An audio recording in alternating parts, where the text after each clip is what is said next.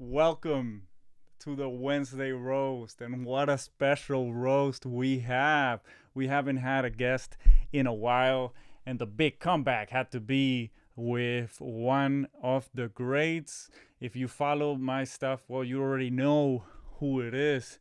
But if you don't, let's just say he's the founder of Broken. He's on Punk's Mousetrap Confession in rotation. Actually, he just played a gig with Mousetrap, Dead Mouse. That's a mouthful right there. When we go through the accolades, we see music advertisement for Nike, the UFC. I didn't even know that. You see that? Urban Decay, perform at Beyond Wonderland, all kinds of shit. But it's all good.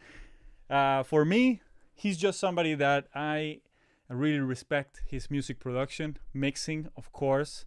So this is going to be a good one. A lot of powerful knowledge is going to be dropped today. This is...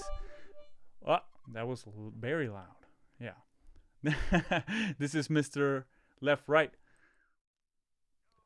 Oh, shit. That did not work as expected. But do not worry. We are screwing this thing up. Will be fixed in a second. What's up, man? How are you? I'm good. I'm good. Yeah, so we were just talking. Let's just get into some questions before we check out these people's tracks. I hope people are not like stressed out if we talk a little bit. We're gonna talk a little bit and then we're gonna get into the tracks. Don't worry about it. Again, I don't think I even introduced the show. This is the Wednesday roast. Every Wednesday, I check out your tracks, give you mixing and production feedback, answer your questions, and that's about it. I'm Ernesto. I also make music. Yes. So, what's up with you? What have you been up to, man?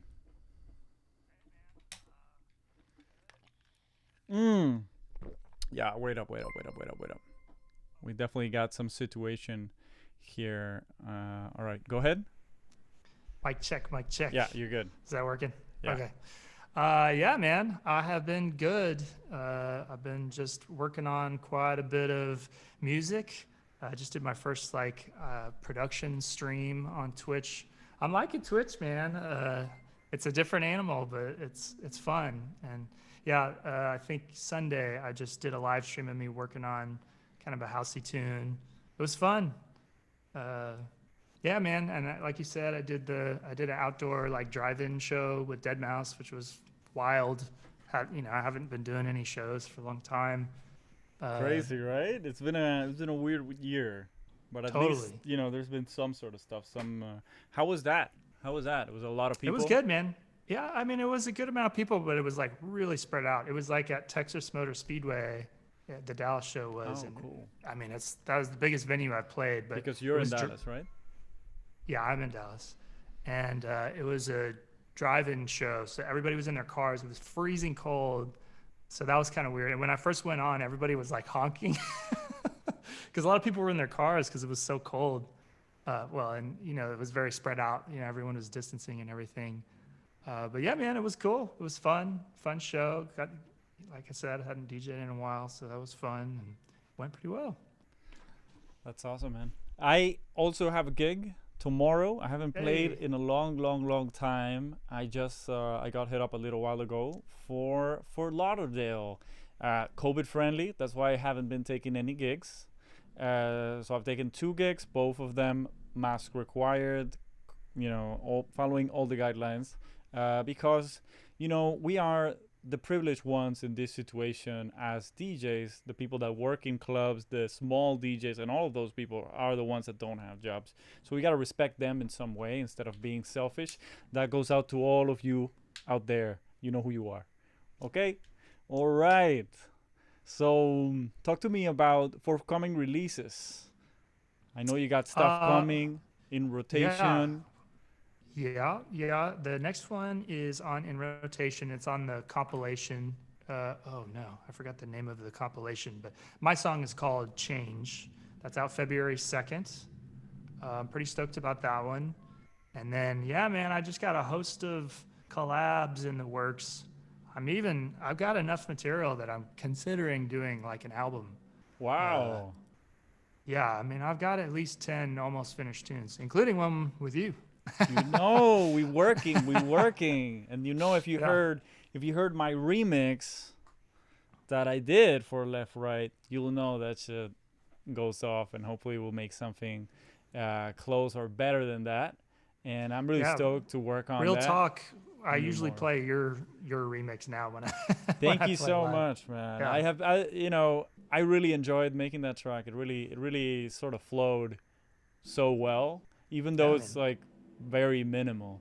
What do you think about albums right now versus releasing I I'll singles every once in a while? I'll tell you. It's a good question because very much so been of the theory that just singles once a month, just in general, is what I've been going for. However, I just launched another alias this year in the summer called You, Us, We, Them. And that's more like electronica alias. It's kind of more chill. It's not necessarily dance music. It's Okay. not always chill, but it's definitely not usually dance music. And yeah, I mean, I spent a good amount of time promoting just a larger EP. It was only 4-track EP, but still, I made a lot of traction with that, uh, which was to me a little bit different than just releasing singles.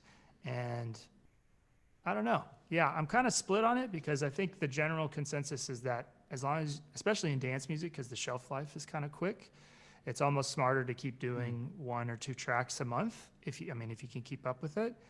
And but at the same time, I got so much stuff and it's just Yeah, still rolling. So I don't know. I kind of want to make a splash. We'll see. I'm that's not sure I'm awesome. gonna do it. Hey, man, look, if you ask me, here's what I've seen works best. It's not even my idea, to be honest, but I've seen people release albums. So let's say your fans will go get the album. The people that love your music will go get the album. However, you actually release one track a week.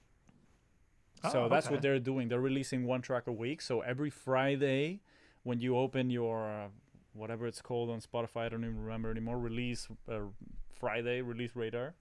Then you get one, Right. which I find. I Oh, that's like that. I smart. think that's very useful because if you release a whole album, 10 tracks, and I only get one on my release radar, Yeah, that's a huge miss. that's a fair point for So sure. I would Okay, highly recommend that.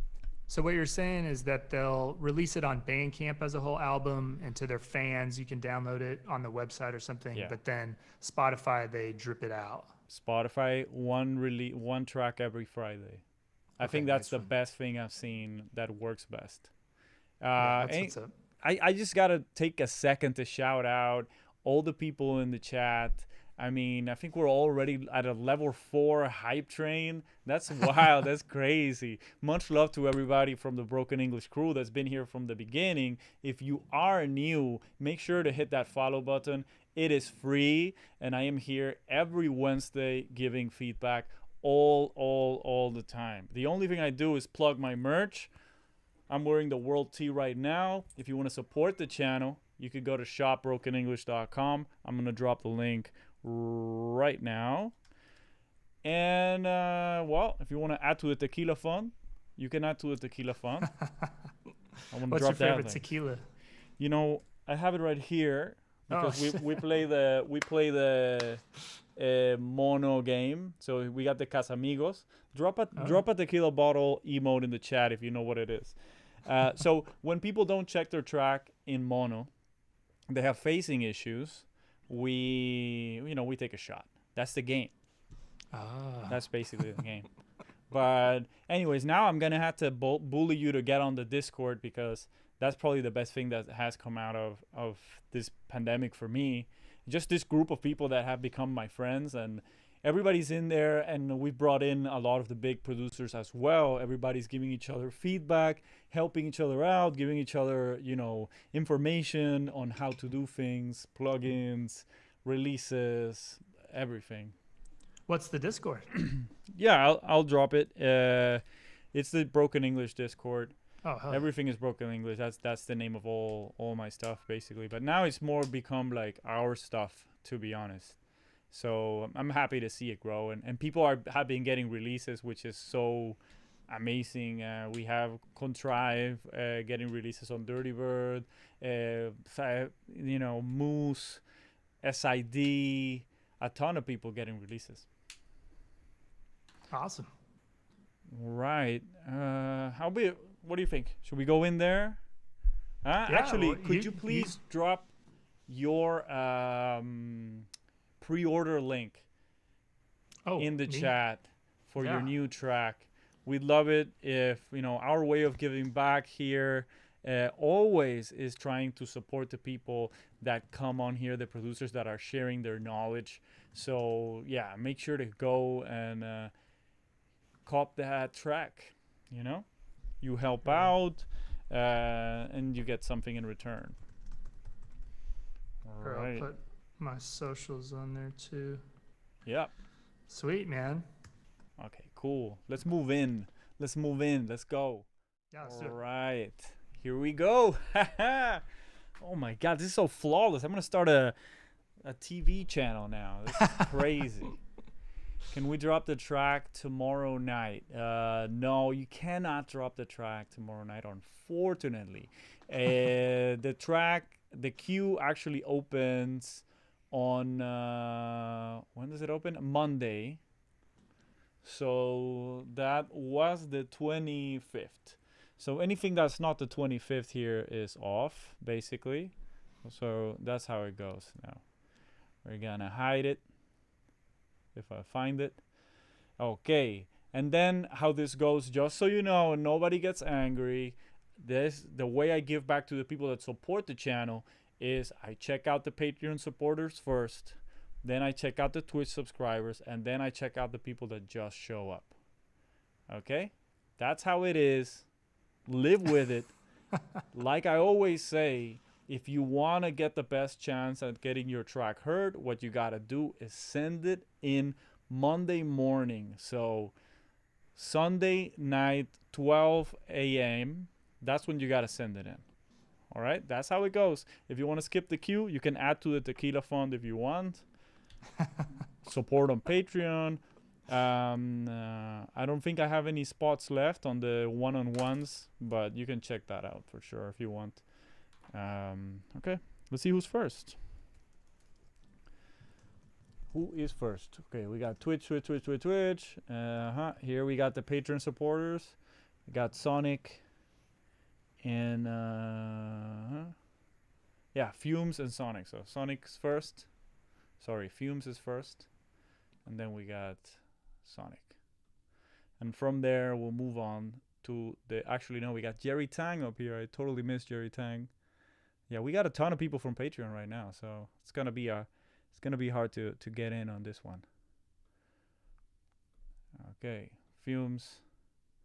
Oh, wait, do I have this link or how are we doing this? No, don't worry about it. I'll send them to you. I'm on it. Okay, sorry. All right, so how this goes is I send you the link now. Nobody will see it. It's all good. And now I'm gonna mute myself. You mute yourself. I'm gonna hit play on this. Okay, let's go.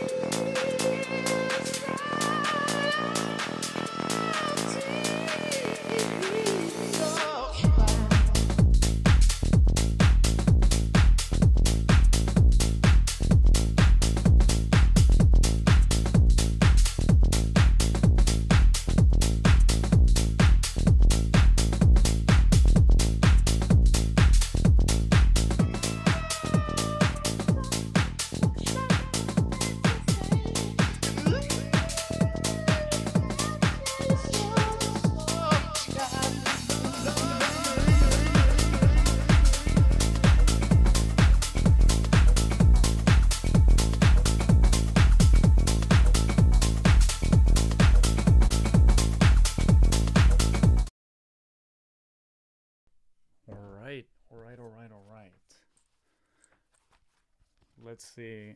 Let me get left, right, back, and we will get into this. Okay, you ready, man?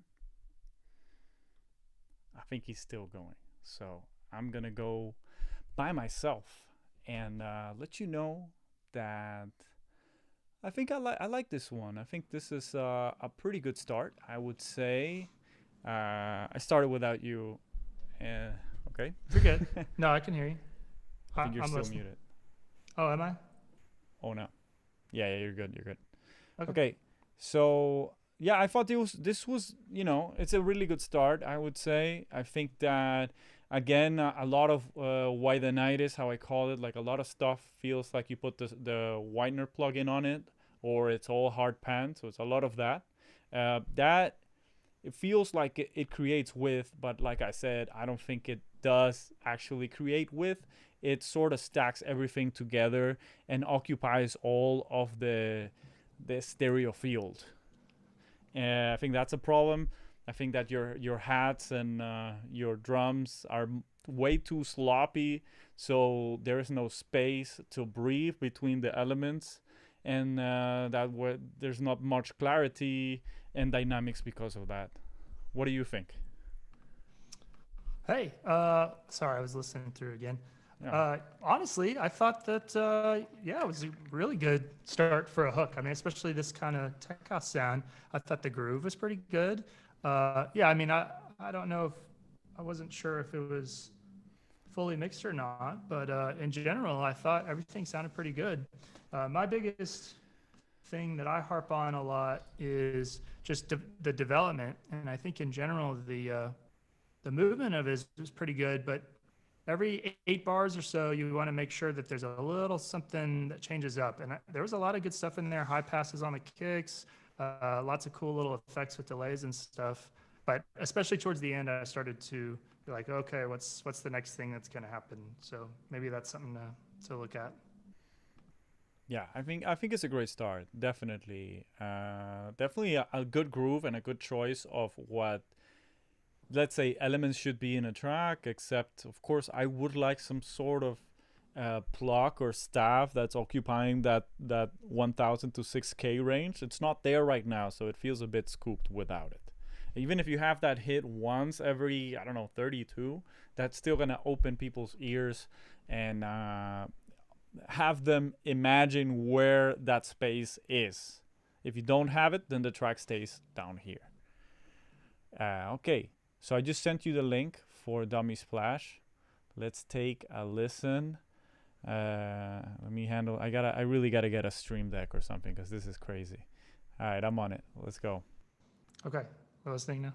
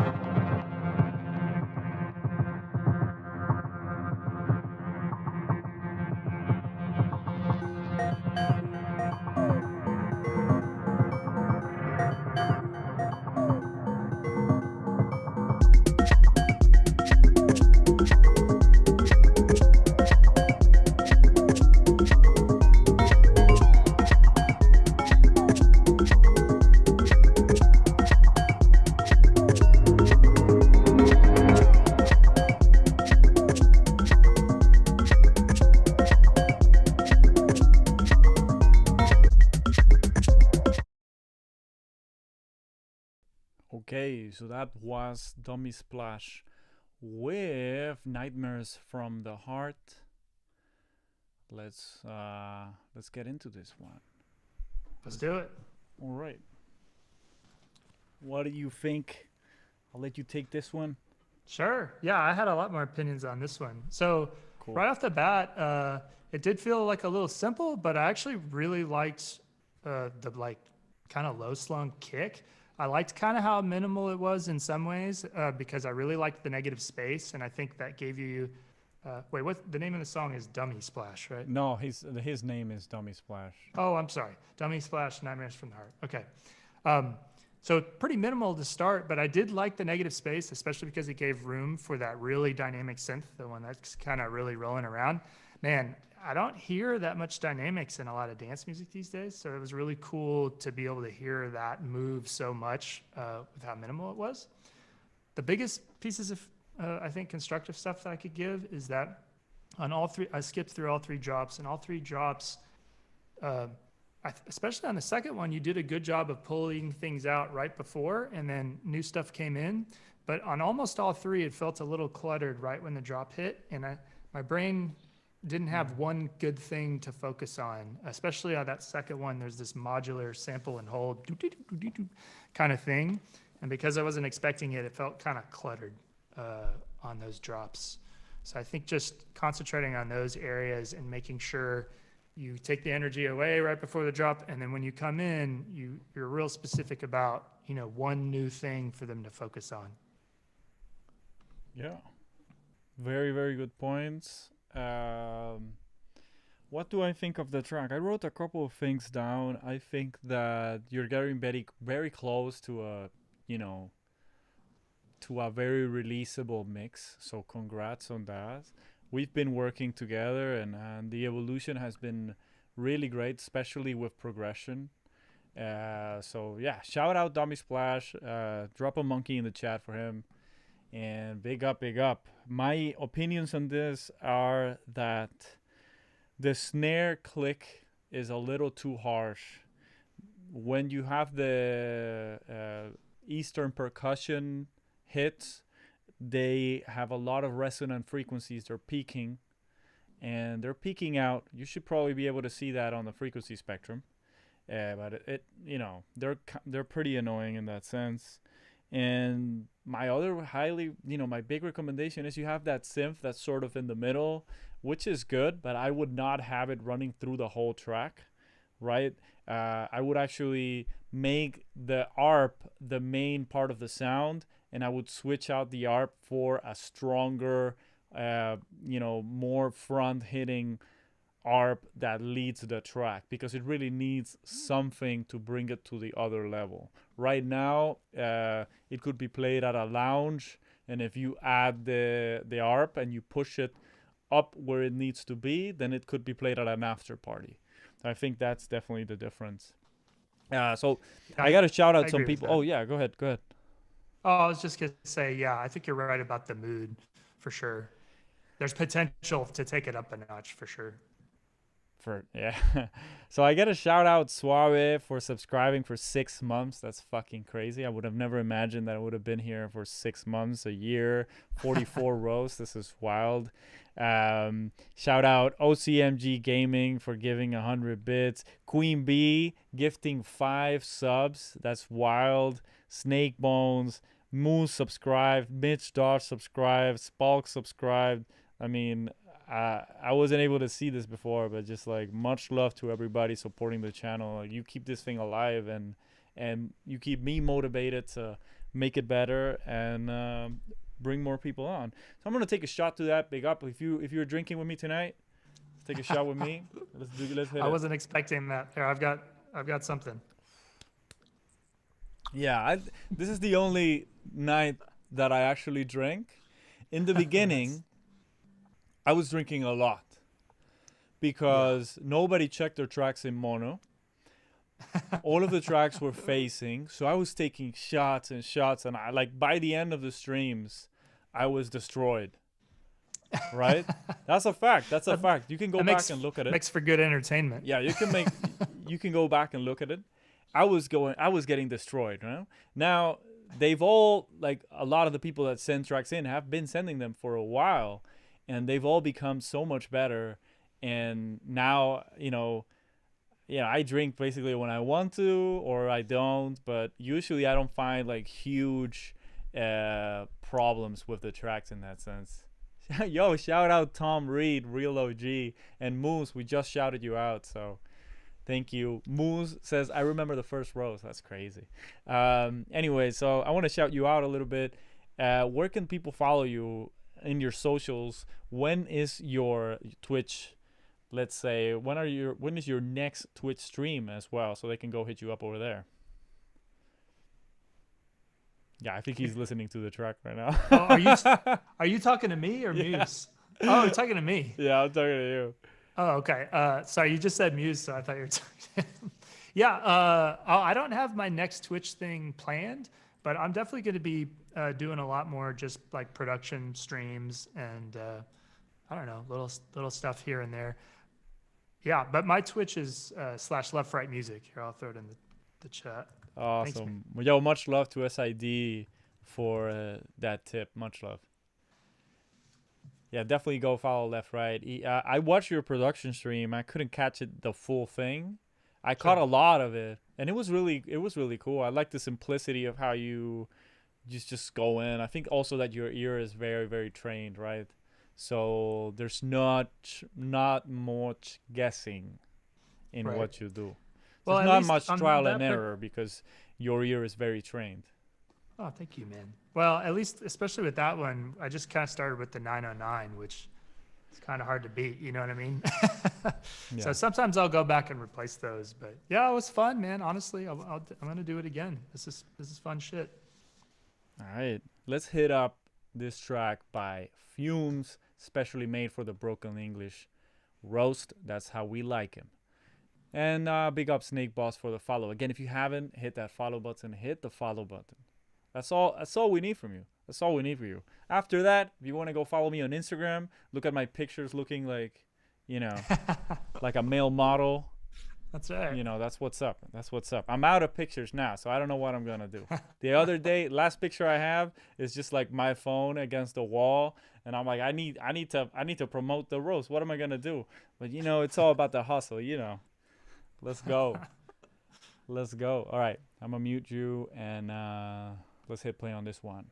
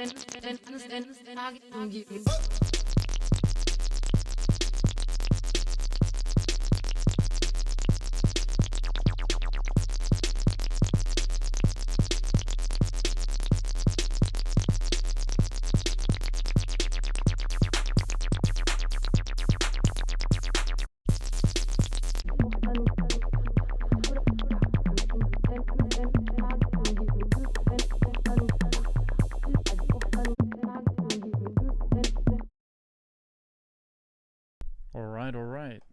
So that was Groove Break by Fumes. A lot of good stuff in there, I would say.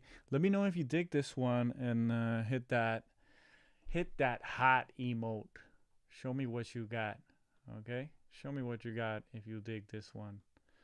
And well, I guess I'll get into it myself before we get left right back.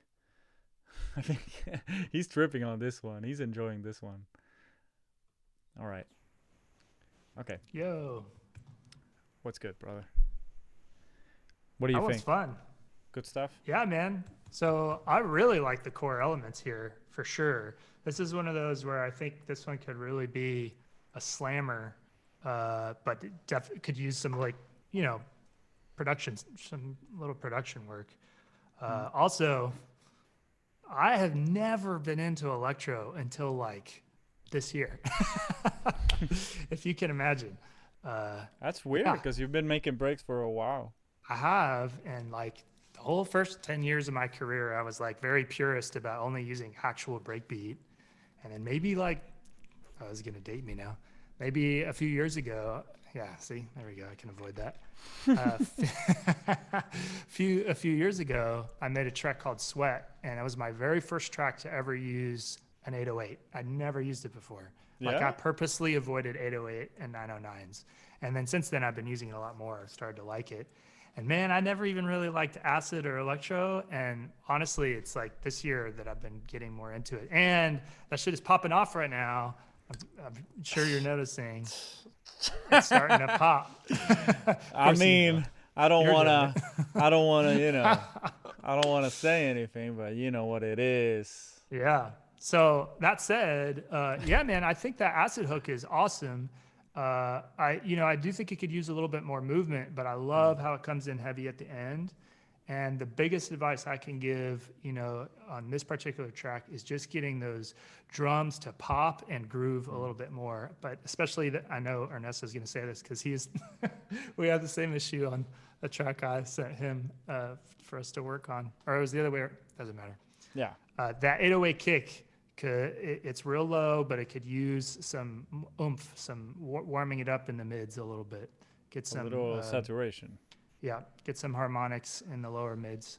Yeah. Right? I mean, I have tracks that, I mean, I think it all depends on space, right? If you listen to my track, Cut the Mids, it does not have a lot of mids because it's called Cut the Mids, essentially. Yeah, that's a joke. But Oh, the thing is that it is filled by other things, right? So if you're filling out that space, it does work out. If you're not filling it, it doesn't. I don't think I have too many issues with this 808. I would like it to be a little bit more saturated, even if it's just like a tube saturation, slight, so nothing too crazy. But my biggest problem for sure was that when I played it on my monitors, I couldn't really hear the drums, the highs. I couldn't really hear anything like above 1K. So you really got to push all of that. First in volume, you got to push it. So the tonal balance is really not correct at the moment. And after that, then you got to find a way to bring your drums together and push them. So a little bit of, glue compress. You have FL Studio, right? So I don't know what you use there, but some sort of SSL GBus emulator compressor, then a little bit of saturation, and then any sort of tape emulator that you have, and try to bring that up a little bit. See, Sonic says it sounded shelved. It really did. It felt like there was something wrong, but for me, I really like the track. However, you need to let the drums breathe. You need to bring them up so I can hear them. And that acid needs to be powerful. It needs to lead the track. And right now it's sort of right there in the back. So, yeah. Yeah, I definitely agree. Bus compression was definitely on my notes. And yeah, I think in general, if you bring up the drums, I think even to volume, me, man. yeah, that's what for sure what I mean. The one other thing I was going to say is, and this is a little bit of a subjective taste aesthetic thing, but it felt like the groove was pretty straight. It felt like a lot of it was just like ta ta ta ta ta ta ta ta.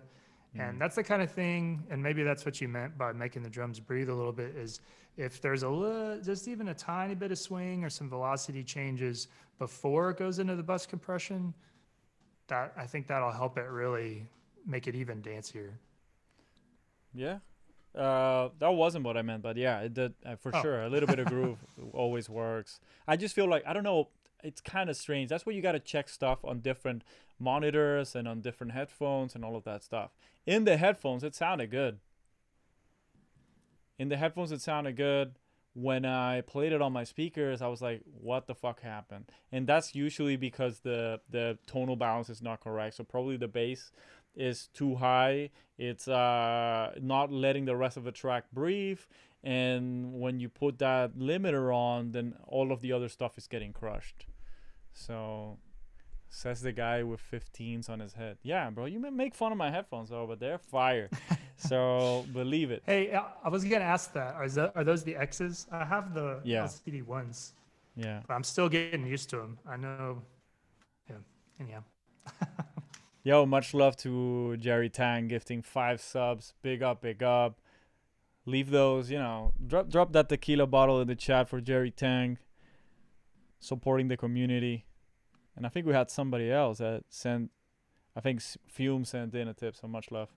Let's take a listen to Sonic's Sax in the Garage. I think I already sent it to you. Yeah, you got it. I got it. All right, let's hit play on this one. Let's go.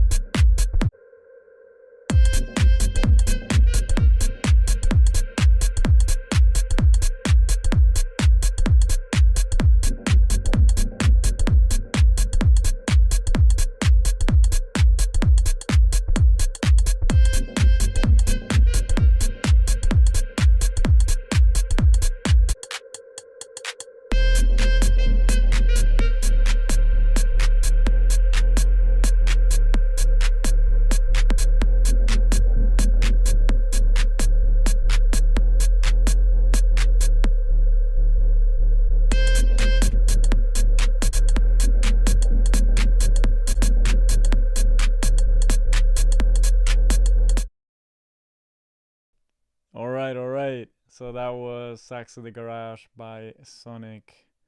Garage. Who knows?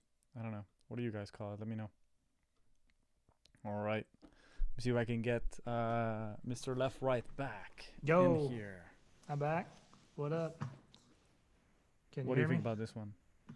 Oh man, I just wrote down a bunch of notes. So, my thoughts were actually, I think all of the elements that are in there, I think, are pretty good in terms of building a song, but it does feel a little lean in terms of the amount of layers that I would normally be looking for, say, particularly in the drums.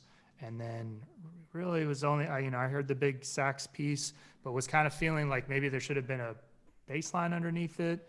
And then there was that cool kind of patty thing that came in the middle. But that to me is kind of a small layer. It's like not enough to carry the track at that point. So I think, first off would be just adding some more elements, different synth elements. I'd consider a bass line, but also some drum elements, like some more hi-hats, some more hats or cymbals, rides, shakers, whatever.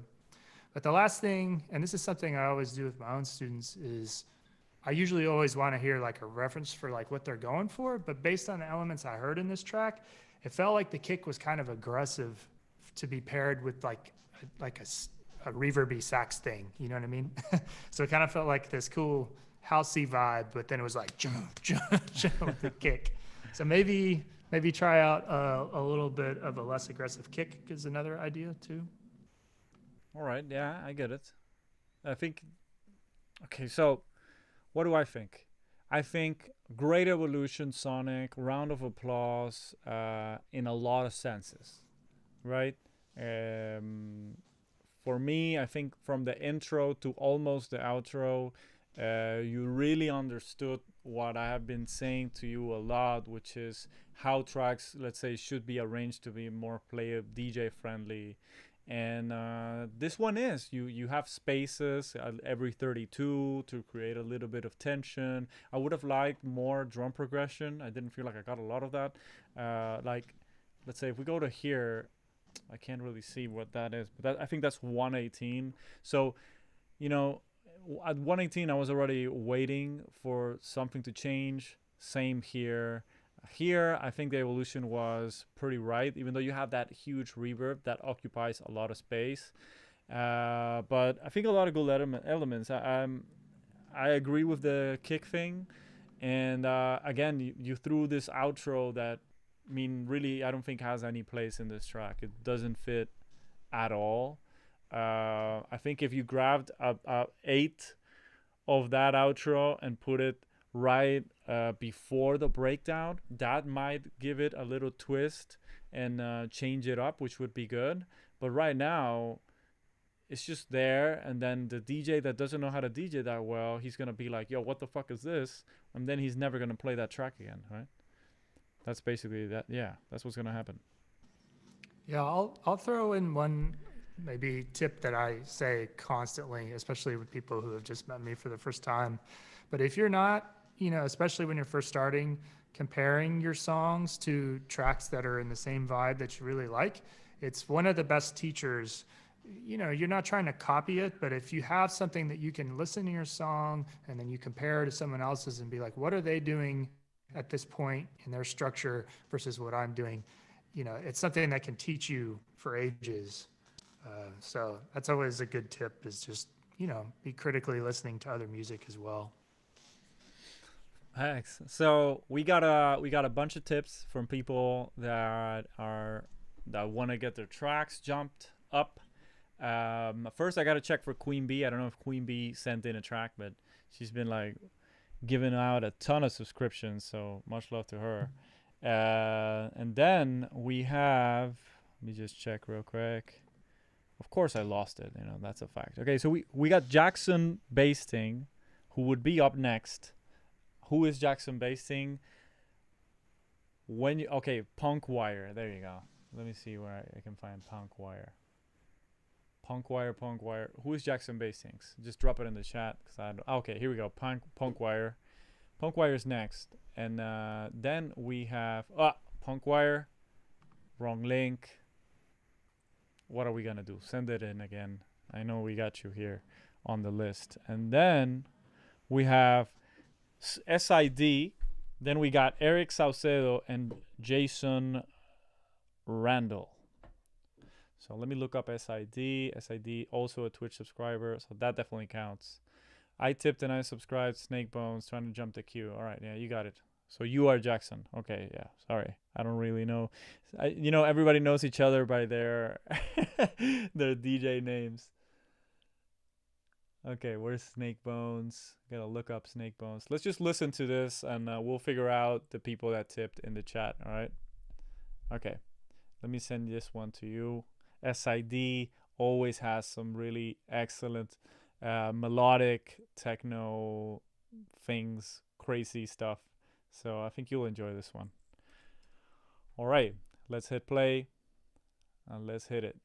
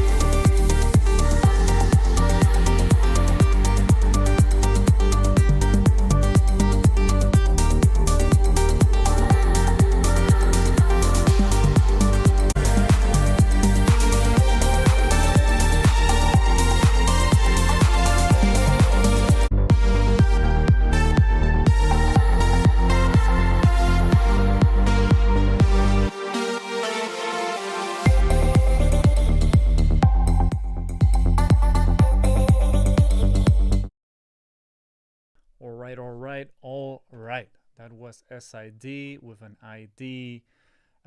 SID always has great tracks, I would say. But yeah, there's a couple things in this one that we could definitely get into. Whoa, sorry. Okay, I'm back. I'll start on this one because Yeah. I did not write it down. I don't want to forget. Okay, so a lot of this is good. I like the way the track it evolves. I like the growth. Cool, very good. However, again, I'm gonna take a shot for this one because you've been here for a long, long time, right? You've been here for a long time. SID, one of the first. So why is it that when I go mono, there is a change in my sub? I do not want to feel changes in my sub. The cutoff in my sub is 100 hertz. I don't want any changes in my sub when I go mono. So we're going to take a shot.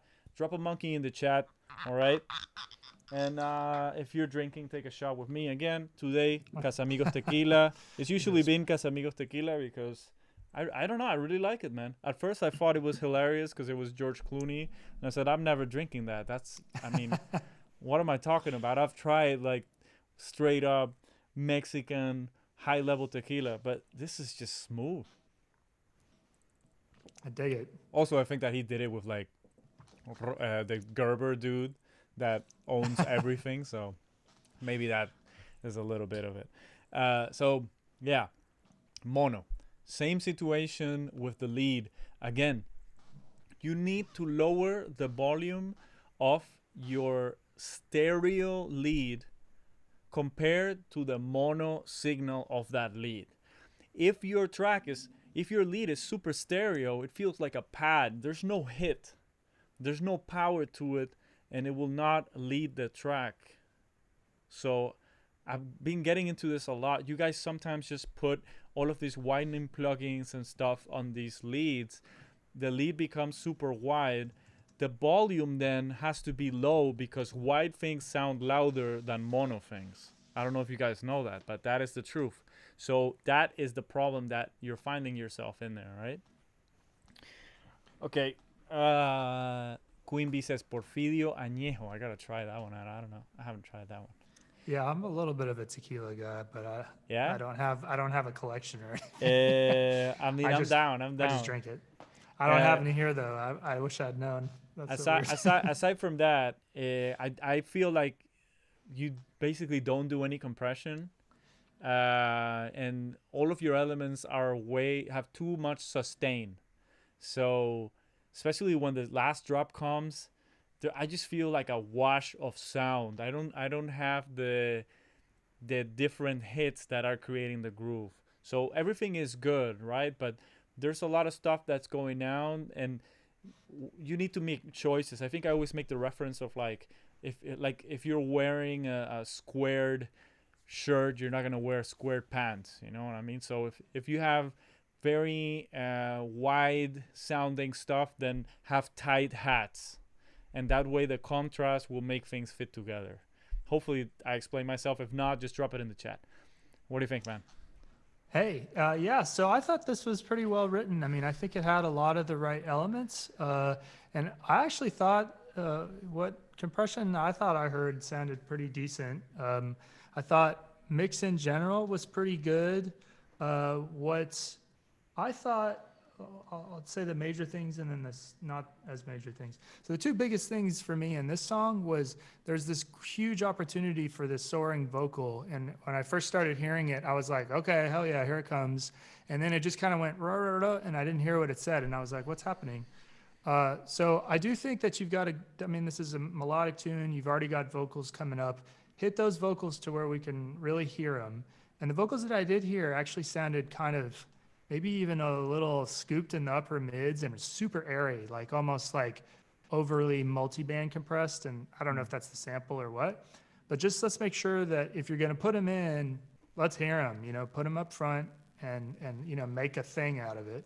Yeah. The other thing that I was going to say was, and this is subjective, but the lead to me on this, I don't know if it was second or third breakdown, but when everything clears out and there's like a kind of a brassy it's thing. a little bit after the last breakdown, I think. The last drop, sorry. Right. Oh, I don't know if I got that far. I think it was on the breakdown that I'm referring to, but Yeah. it's like a brassy lead.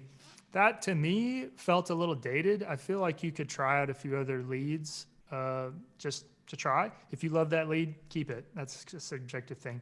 The minor thing that I heard, and it's funny that I can see E.R.N.E.S.T.O's really picky about the stereo versus mono stuff.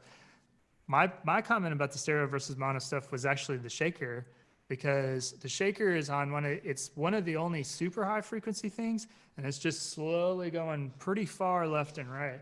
So to me, whenever I hear something like that, it's almost distracting because I'm listening to this like pretty awesome groove, good bass line, good like synth elements, but then I got the shaker going, whoa.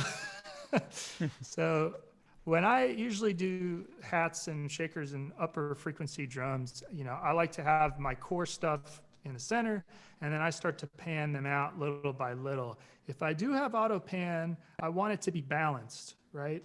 And not balanced like, whoa, like this back and forth, but like either have them set or have something going like this or wide, which is very different to me than like all of a sudden go this side, that. That's a pretty minor note, but to me it was kind of distracting. Yeah, I mean, I think we're being picky because you're very close. Yeah, I agree. In my opinion, I think you're very, very close. You're almost there. You're about to, you're just about to get where you need to be. Anyways, I got to shout out a lot of people. I'm overwhelmed. So much love to everybody. Lily, Leprechaun. We got Snake Boots. We got Matthew Grunhild. We got Jacob Solomon. Jesus Christ. All right. So, I mean, that's amazing. Thank you so much. Let me just try and figure out if I don't want to miss anybody. We got Rue Music subscribing, Suave Sound gifting a sub. Like, this is going crazy. I need to know who is Matthew Grunlind, who is Jacob Solomon, and who is Soli USA or Soli USA. Drop it in the chat right now. I'm looking. Soli USA, if you sent a track in, let me know. If any of these people that, okay. That's the whole time. I'm going to be right back. Oh, yeah, don't worry about it. I'm going to take care of this then, and that way we could take care of it. Okay, Soli USA is Jacob Solomon, and you sent a track in. Let me see. Okay, Jacob Solomon, we got him. Okay, we got Jacob Solomon on deck. And we are missing Matthew Grunling. I'm missing Matthew Grunling. I need to... Matthew Grunling is Santi. Okay, cool. All right, let's look up Santi. We got Santi. And then we got Suave, gifted some subs. And, of course, if I missed anybody that sent in a tip, please let me know, all right? Please let me know. Okay, we got Santi over here. Okay, cool. All right. All right, I'm back. Let's get to it. Again, if I missed you, just let me know. We got Snake Bones on deck. Let's hit play on that one.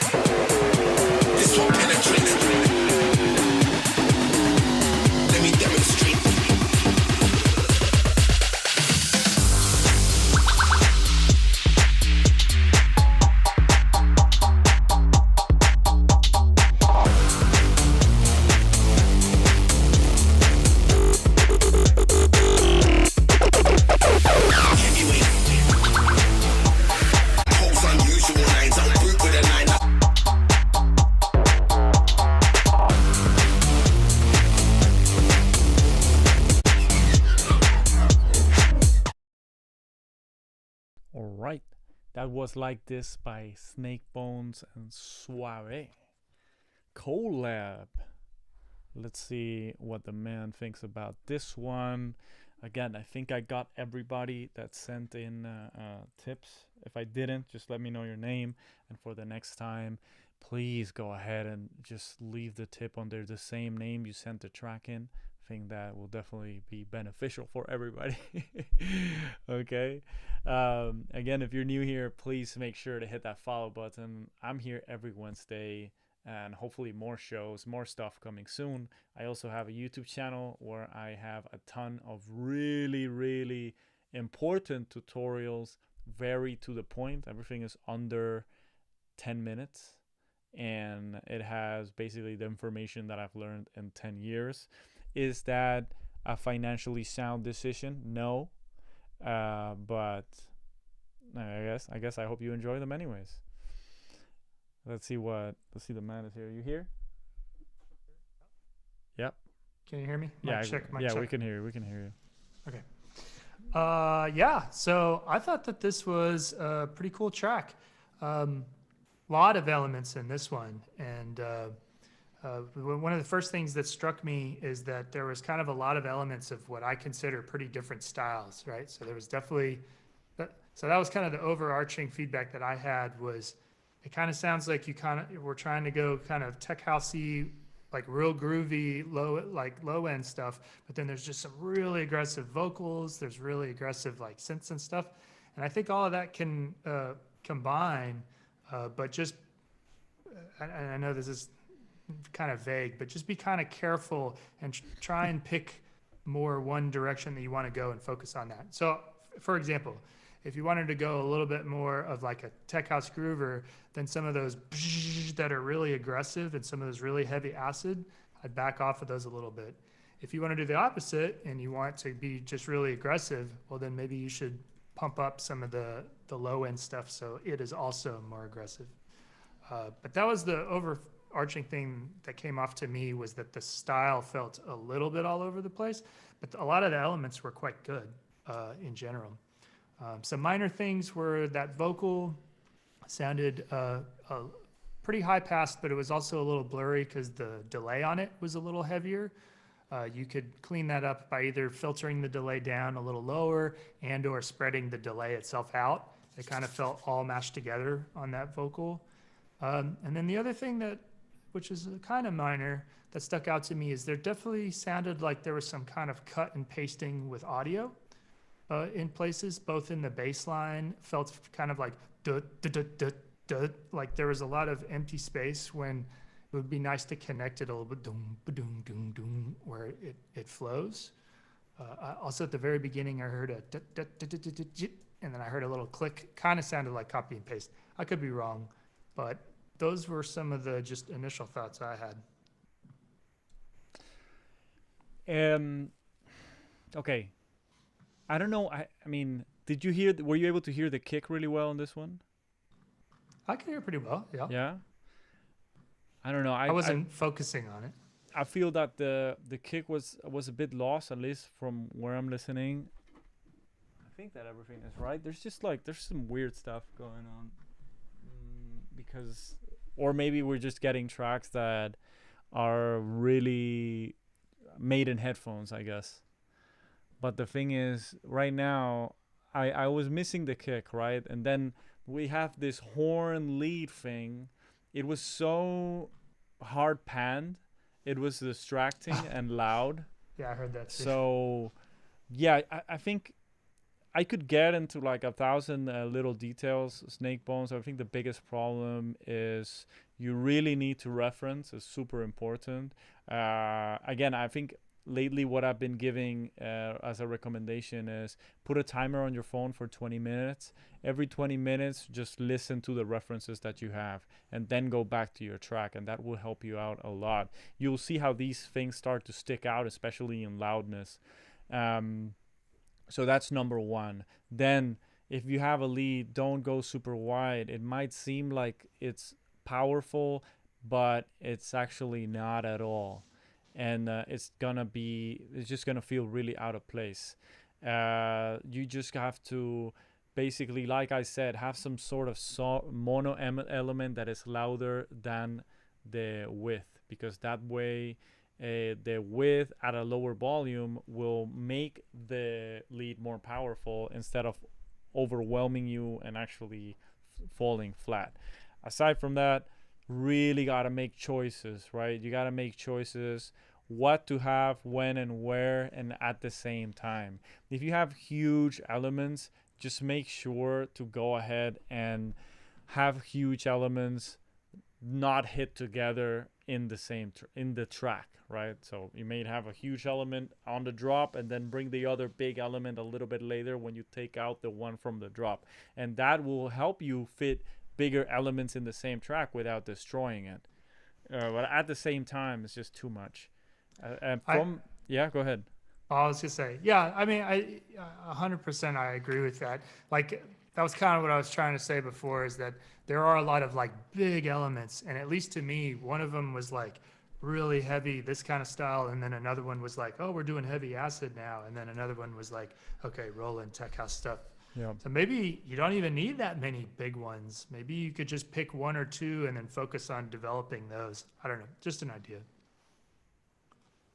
Yeah, yeah. Also, I gotta say, I don't know what label you want to be on, but the groove is very unique, right? The groove being that unique, you're gonna find it hard for people that play tech house and that kind of stuff to fit it in their set. So think about that just in case, depending on what you're going for. Of course, this is when we get to the point where I'm talking about personal preferences and thinking about labels. Okay. Let's hit play on E.R.N.E.S.T.O Sweat, and let me know what you think. If you dig it, go ahead and drop that hot emote in the chat.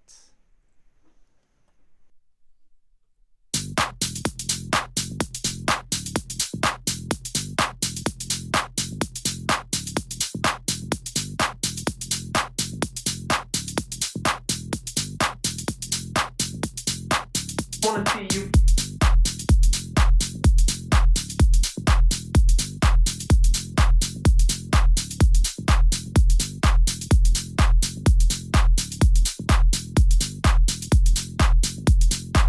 Wanna see you.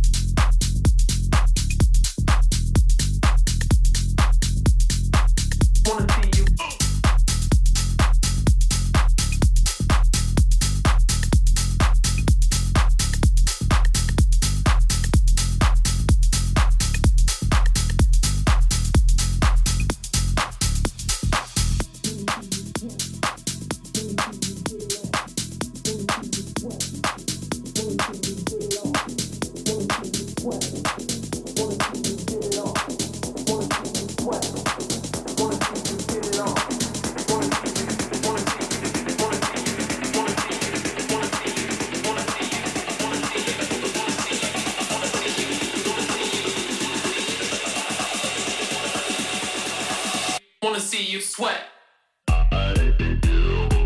Wanna see you give it all. Wanna see you sweat. Wanna see you give it all.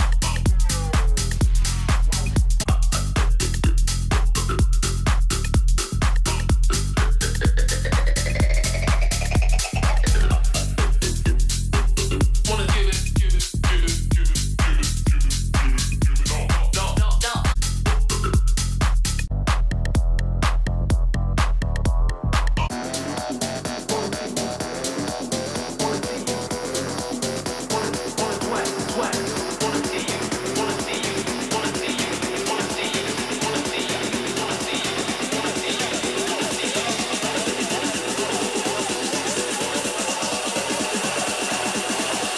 Wanna see you sweat. Wanna see you give it all. Wanna see you sweat. Wanna see you give it all.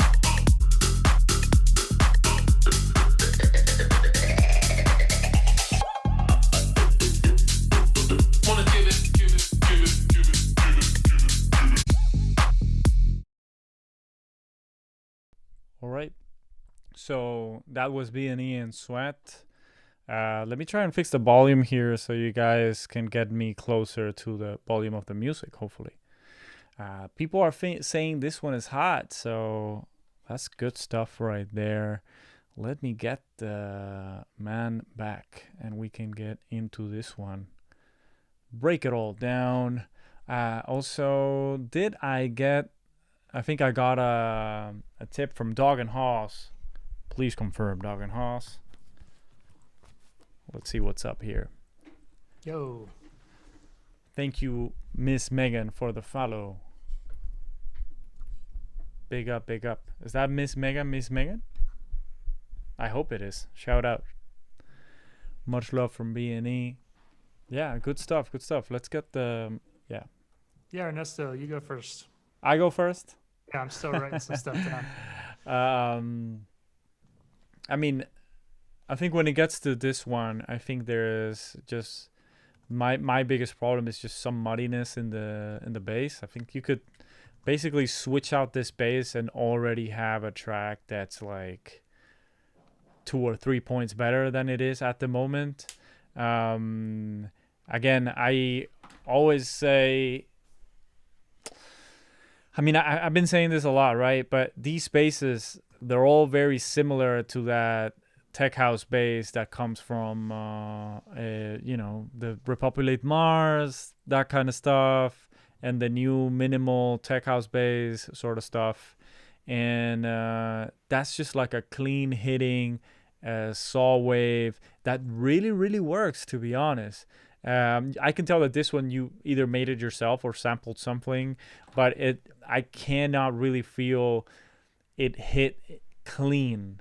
It feels like it needs to be a couple of dB lower, and it feels like it needs to fit a lot better with the kick and bring some of the lower mid frequencies that push the track along. Aside from that, I like a lot of this track. A lot of this track I like, for sure. I thought it was well produced, for sure. Only thing that I would change, except for switching out the bass, the rims. I don't know why a lot of people use this rim clap that's just too high in the frequency spectrum. It's too close to the hats. If it's too close to the hats, let the hats fill that space. Get a rim that is lower, fill out your frequency spectrum, get a flat line, get a better master, get more dynamics, win at life. Okay? What do you think? Love it. Yeah, I thought that, especially that last comment you said, I just checked it while you were talking. I agree that rim is kind of conflicting with the clap a lot. And I agreed also that it did feel to me a little scooped. I did think it could be a little warmer on the bass for sure. So at this scenario, I would usually kind of ask, because it almost sounded like it was mixed a little bit more commercial, like it was a little bit brighter than what I would think for like you said, because it sounded like the kind of tune that would be like Repopulate Mars kind of a style, but it was a lot brighter and it almost sounded aggressive, almost like a confession thing or something like that. Yeah. So for the style of the song, I would maybe warm things up a little bit and take down some of these bright, aggressive things. My biggest comment was that the energy on the very first drop just didn't catch me like I was hoping. Like there was this huge buildup, and you had all this upper mid energy. You're sucking out the lows, which is perfect. Actually, I would lower the volume as you do that a little bit. So that you can really feel the power of the drop. Because if you go too much upper mids on the breakdown, then it's going to sound a little empty when it drops. But in general, that writing was perfect.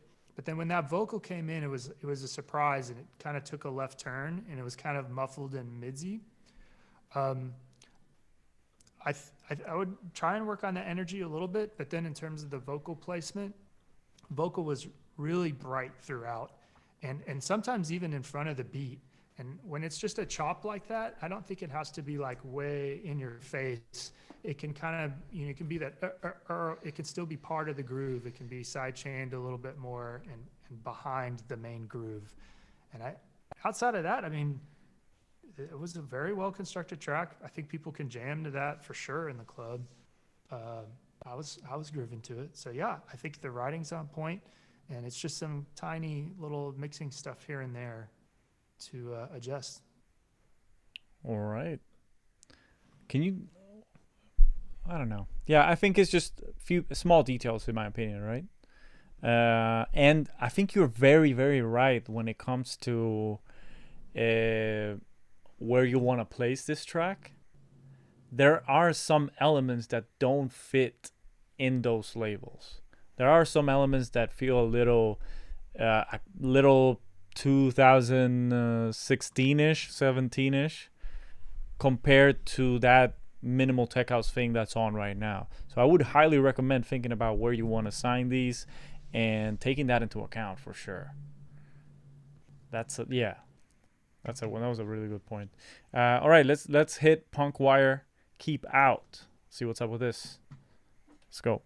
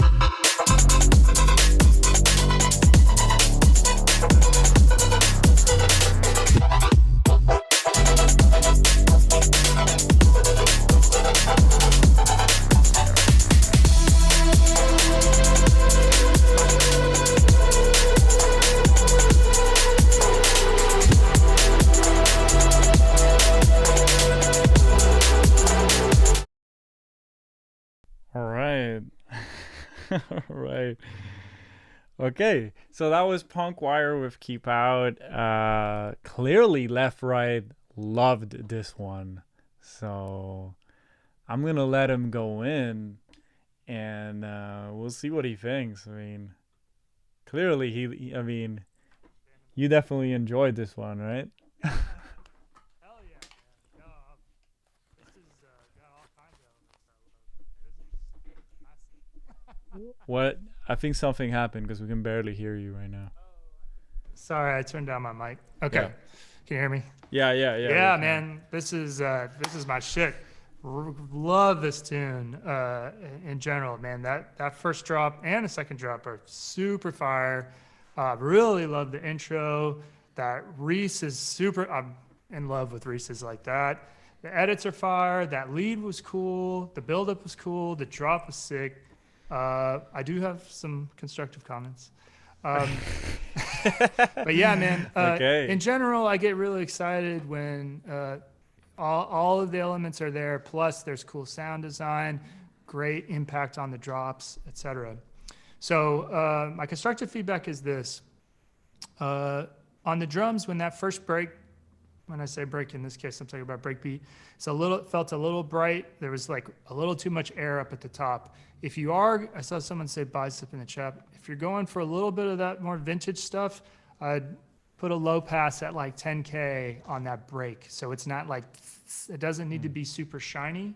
It's going to hit really hard with the other kick and snare already. So you don't need that break to also be like super shimmery.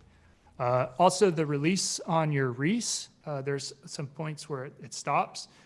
If that's a synth, I would turn up the release so it blends a little bit and make sure it's monophonic so that if you turn up the release, it's not fucking up your other notes, that you don't want those to overlap. But yeah, either turn up the release, or if it's a sample, which I doubt based on what I heard, you could also add a little bit of just mid-Z reverbs. If you're going to use reverb, either put it on Ascend and EQ it so it's just higher than 100 hertz, just to give it a little bit more of a tail. The biggest note I have is that the second breakdown definitely lost me. I was so stoked at that first drop. It's long. You carried me all the way through. There was lots of cool edits, very interesting, super vibing. And then right when we got to that first breakdown, we entered some new material that didn't feel as strong. The energy was low. Normally I would want like a big impact there, so something to take me down as we come down. But the truth is, your first intro buildup was so good with the Reese and the pad. I would just quickly get straight back to that, because I could have totally vibed out on that first breakdown and buildup again. And then your second drop was fire too. I didn't get all the way through it because we stopped. But yeah, I would really cut down that second breakdown and use more of your stuff from the first and get to it quicker. I hear something. Sorry. So I like a lot of this track, right? I like the originality. I like the way it grows. And yeah, I don't know where it would be released. That's question number one. If Broken was still going, we're on hiatus, I would probably sign that tune. There you go. With the exception of needing that second breakdown worked on, but yeah. Shout out Fernando Javier from Spain. Un abrazo. Sevilla. I can't wait to be back in Spain. I will be back as soon as possible. A lot of my family lives in Madrid, so I'll be over there as soon as I can. I also lived in Madrid most of my life, so if you don't know that, that's it. That's cool. What are my points on this track? Yeah, I don't know if you're going to hate me or not, but I do have some key points that I don't really like at all that could make the track better, hopefully. And that's what this is all about. It's not about picking stuff apart. It's about hopefully helping you get the tracks to close to perfection. I think the kick is too loud compared to the rest of the track. It smacks a little too hard compared to the rest of the track. There's literally no sub. And a lot of sections of the track would really throws me off. It feels like the sub turned off. And that's what you would feel like if you're in a club, right? So you're like, when the Reese is there, there's some bass. But, when the kick is going, it feels like it's an unfinished beat because there's no sub in it. And you can't have breaks with no sub.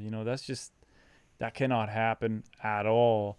So aside from that, then we're going to take another shot because you have these stabs that cut off and they are so wide. They get completely lost in mono. So we're going to take a shot, drop that monkey in the chat. If you're new here, you don't know what we do. In order to get people to check their tracks in mono so they don't have phasing issues And we just take a shot. That's the game. We take a shot every time somebody forgets to do that. So big up. All right. Aside from that, those stabs that are too wide, I would highly recommend adding just a little bit of reverb tail to them, because they cut off like, I don't know. Did you say that already? You did, right?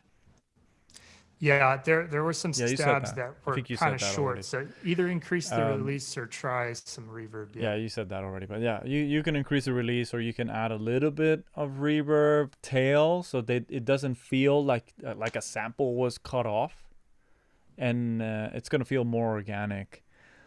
Did I miss mine? Curious. I don't know, mate. It's been a lot of people I coming heard, through. Yeah. Oh, sorry, dude. Go I heard ahead. what you were saying too. There was definitely a couple edits, especially where the sub cut out a little dramatically, and I was like, "Whoa, what happened?" So I definitely agree with that too. Well, I mean, look, I'm not a fan of having completely different stuff in different sections. I, however, know that when it comes to EDM and some other genres, I know that people start tracks with a kick and then the drop has a different kick. So you can do whatever you want, right? But if you are going to have that kick there by itself, at least have that kick have some sub, right? Maybe you don't want to have a full sine, but at least make that kick have some sub. All right. Let's go to Santi. Left Right is going to leave us soon. I am gonna keep going, but I wouldn't recommend, like, let's just say this. I know nobody would say this on Twitch, but yeah, don't send any more money, because I'm probably not gonna get to your track. It's all about being honest, bro. You know, I love the people in here, so we gotta do that. What happened to your track? It's in line, Soli. It's here. Somewhere in here it is. Pretty sure it's here. It's not one of these? Santi, Soli. Did I miss your track, Soli? I'm so sorry. I'll look it up right now. Okay. Let's hit play. I was next. Oh, that's really weird. Did I miss it? Oh, yeah, I did. That's pretty crazy. Yeah, I skipped it because I was changing to the next track. I even sent it to you, right? Or didn't I? Yeah, click the one that says Soli USA. You got it? Oh, me? Yeah. No, I don't have that one. I have. I just Cinti? sent it to you again. It's all good. All right, Okay, let's hit play. Let's hit play on Soli. Let's do it. Let me know if you think this one is hot. Again, drop that hot emote in the chat if you dig it. If you don't do anything.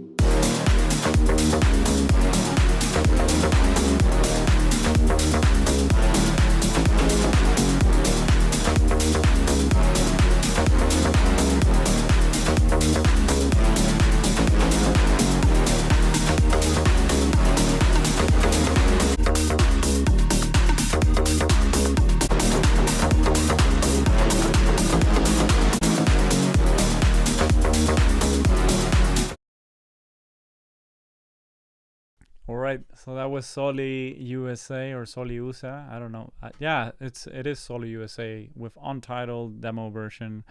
Yeah, you don't really need to put untitled demo version on stuff. I think that it already works if you just say that you got a name on that track and you'd be good. And Check. let's talk about this one. Yeah. All right. You want to go first, or you want me to? Oh, go ahead, man. I think I did the last so one. Yeah. I think. Oops. Okay. So I think the main issue, in general, I think you've got a lot of the main elements.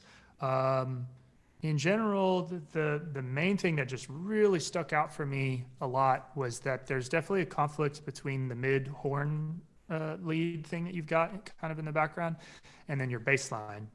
And you lead in with your horn, and then when you drop, you have the horn and your bass line, which I don't think you need. I think you could, and this is one solution for this issue, which is when it drops the first time, just come in with the bass line. It's a cool bass line. I think you could scoop it a little bit, but in general, that when you come with a drop, you don't need that old element still in. In fact, often it's better to drop into the main bass line first, and then add the horn later. But there is definitely what I would call a register issue first, and then a mixing issue second. Register meaning what octave you're in. That horn and that bass line are in really similar registers.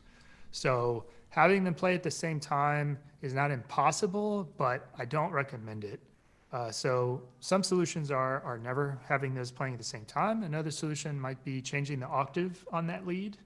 And then what's funny is you added a third element. I forgot what it was, but it was another kind of midsy element that also was conflicting. So when all three of those were in, I was like, okay, there's just a lot going in here that makes it sound muddy. Oh, I remember, it was like a lead plucky thing. That could definitely go up an octave, especially if it's a synth. You have to know how to use your warp modes if you're pitching a sample. But I think that's the key element here that might help you on this track and in the future, is make sure you're not putting three elements that are all in the lower mids or in the low register that are real busy. Much better to have a high, a mid, and then the bass is what carries the low. Yeah, I mean, I think you covered a lot of that. And then the other big thing that stuck out to me is it just got loopy at points. And I think you just need to develop the track more and have some additional drum layers to move things along every 8 or 16 bars. Go ahead. Yeah, I wrote too much twice, basically. And so, yeah, and I agree with everything you said, like 100%. It's kind of long, actually. I think you could shorten it almost by a minute or 2 minutes even, and it wouldn't seem as loopy. Oh, yeah, 6 minutes. Yeah. You also got to think about that when you're making tracks. What genre, what labels, what style. Tracks that hit this hard aren't usually that long. They might even be 4.5 minutes. There's a lot of good stuff in this track, right? There's good ideas. You just need to work on spending hours in the details and execution of it. Make your life easier on yourself. I think that's something that all of us, we do in the beginning. We sort of go in and make it harder. And the easiest way to, make tracks sound good and mixes sound good is by choosing the right elements. When it comes to choosing the right elements, like Left Right said, it's all about having the frequency spectrum and fitting every element in its own space. If every element has its own space, then the mixes are going to be 1,000,000 times easier. I think that is very important. And then another thing that you got to think of is, I doubt there is real scientific value behind this, but the thing is, the people say, and I think it is true, the human brain can only take around 3 different sounds at the same time. So you got to think about that a lot, especially melodic sounds. You don't want 4 or 5 things going on at the same time. And again, when it comes back to the other track that we were talking about, if you have a long continuous sound, then you want a plucky sound on top of it in another frequency, but you don't want multiple long sounds. So if you have a long pad that's going through the track, let's not have very sloppy, long sustained hats. Let's have tight hats. And if you're going to put a lead on top of that, put it on another frequency and make it a plucky one, or a stab that hits every 16. So yeah, hopefully that helps out. I would highly recommend you step to my YouTube channel. Check out this video. I'm just going to leave you my YouTube link. Check out this video called how to reference tracks and analyze hits. You'll find it right there. I just go in 1,000% on how this track that was number one on Beatport at the time was built. And that's definitely going to help you out. All right. Yeah, that's a good rule of thumb too. Is you're right. More than 2 to 3 melodic elements, and things will immediately start to sound cluttered. I think the exception to that is if you have something that's like a pedal or it's like one note, our brain doesn't get as distracted by stuff like that. But yeah, if there's 3 really polyphonic, like meaning very independent voices, and then you try adding a 4th, it's game over. Yeah. I just want to shout out the Discord channel again one time. If you're new here on this stream, make sure to join the Discord. If you're trying to improve your music production, get knowledge on music production for free, and get people to listen to your track and give you feedback on a daily basis, go ahead and do that. It is so helpful, and it speeds up your production process so much when you get people telling you things and you hear them. You don't have to accept them, but you open your ear to different things that might get lost when you fall into that hole of hours and hours of making a track. So highly recommended step through the Discord, and we'll definitely be there. If you are subscribed, if you tipped, if you did any sort of thing, there is a Twitch subscriber, Patreon supporter special channel. Make sure to connect your account, come through. I check out those tracks. I also do a monthly call with everybody in that channel where we hang out, and I give all sorts of information, including music industry stuff that I wouldn't share on a stream. So believe me, ask anybody in there how much that might be worth. That's my way of giving back to the people that support the channel. So yep, let's check out Santi with Dawn in the Evening. I think you got the link. Let's hit play on this one. Let's go.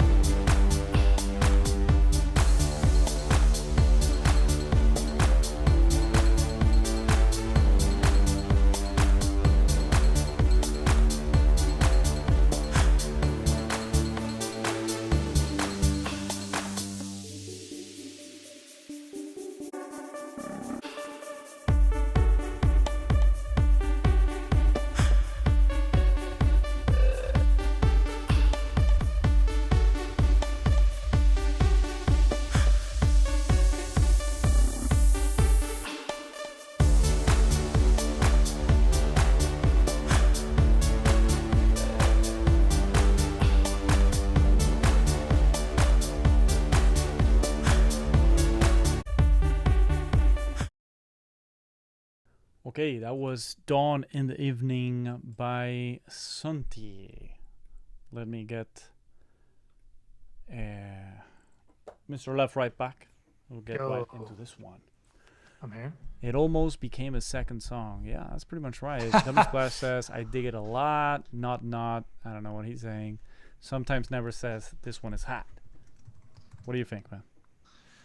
This one was a little harder for me to give feedback on because I wasn't sure what all to concentrate on. And, you know, a lot of times when I hear a song, I kind of know what they're going for. And, you know, I've helped people write like 100 of that kind of song or 100 of that kind of song. So I know the things to go. But this was pretty unique, which I think is a good thing. It's good to have stuff that's unique.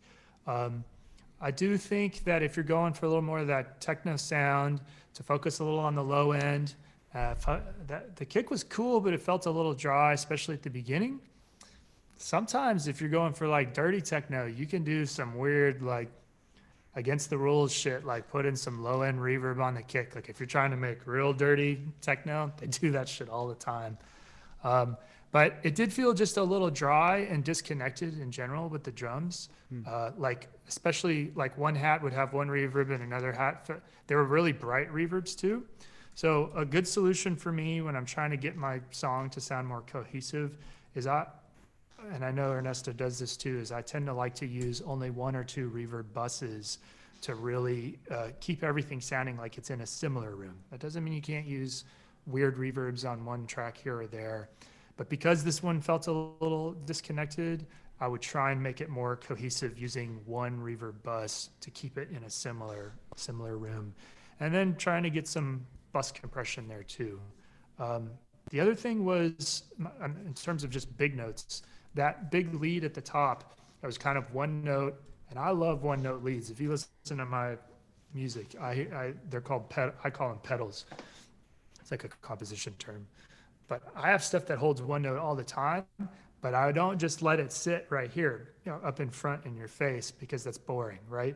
If I'm gonna have a pedal, then it's gonna be slowly building until I get to a section change, and then it's gonna go away. And then same thing, and I might come back. You know, you wanna build some dynamics into that stuff that's really long, especially if it's gonna end up in front. You wanna have it move around a little bit. The other thing is, and I didn't mention this, and this is something I teach all the time, is if you're gonna have a phrase pattern, I heard a little turnaround in that lead. Try maybe using an ABAC pattern, right? So if you have a dun dun dun dun dun dun dun dun dun dun dun dun dun dun, but I think that only happened like every 8 bars or something. Well, cut it in half and have a different turnaround in the middle, so that there's a little bit of more phrase turnarounds. Dun dun dun dun dun dun dun dun dun dun dun dun dun dun dun dun dun. So at least you've got some mid-phrase turnarounds, and that can kind of help move things along too. Yeah, I think great points.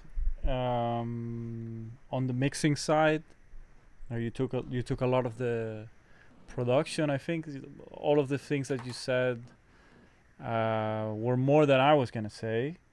On the mixing side, I would say the pad is too wide. The bass under 100 hertz is wide, so don't do that. And I would like some saturation on the bass, because when I go on my Avanton mono speaker, great reference speaker, I could not hear the bass at all. I liked the vibe, to be honest. I really liked the vibe on this track, but like you said, in the beginning I felt it was gonna be like hard techno, and then those leads really threw me off in how they would fit together in a genre. So that's kind of strange. I would try to think about what label you want to sign on, if that is your goal. If it's not, then that's totally fine.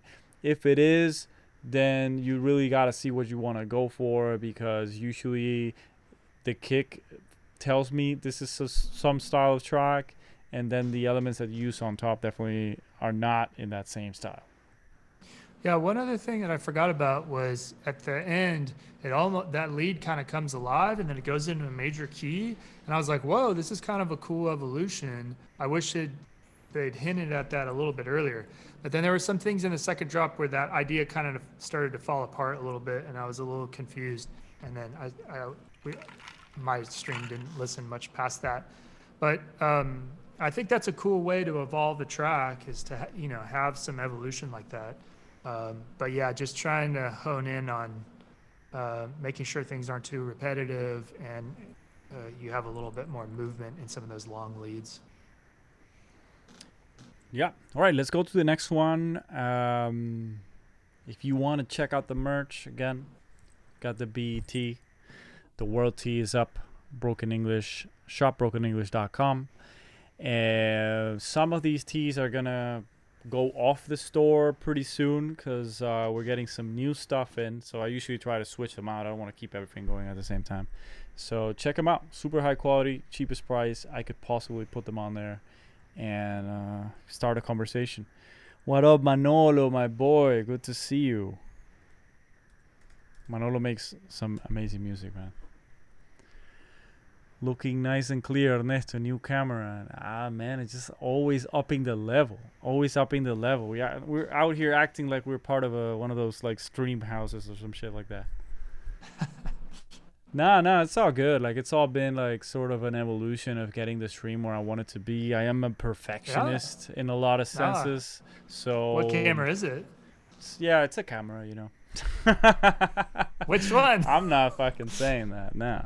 What? I'm not saying that on stream. I'll tell you if you want. Nah, it's my camera. All right. If you want, actually, I'm just kidding. If you want to find out what my camera is, just go to my. What is this? I'm gonna drop the link, and you can get everything that I have to record my videos. There you go. There it is. Just dropped it in there. If you want to check out how I make my videos, and if you want to check out everything that is in my studio that I use to produce music, that is in that link. So yeah, I was just kidding. All my information is out there. Nice. All right.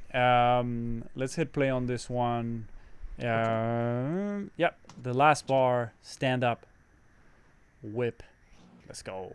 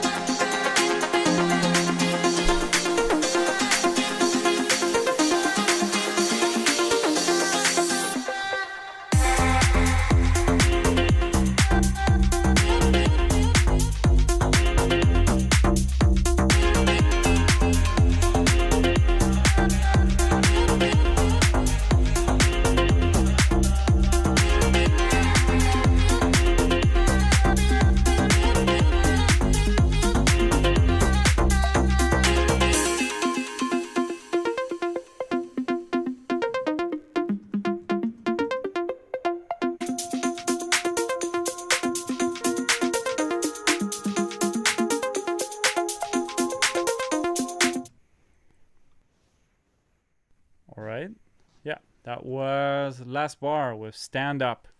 More of a beat than a track. Usually I don't take those, just so you know. I want to, motivate you to finish at least some sort of full track. I see. I like a lot of this. Poppy, fun, good, pretty decent mix.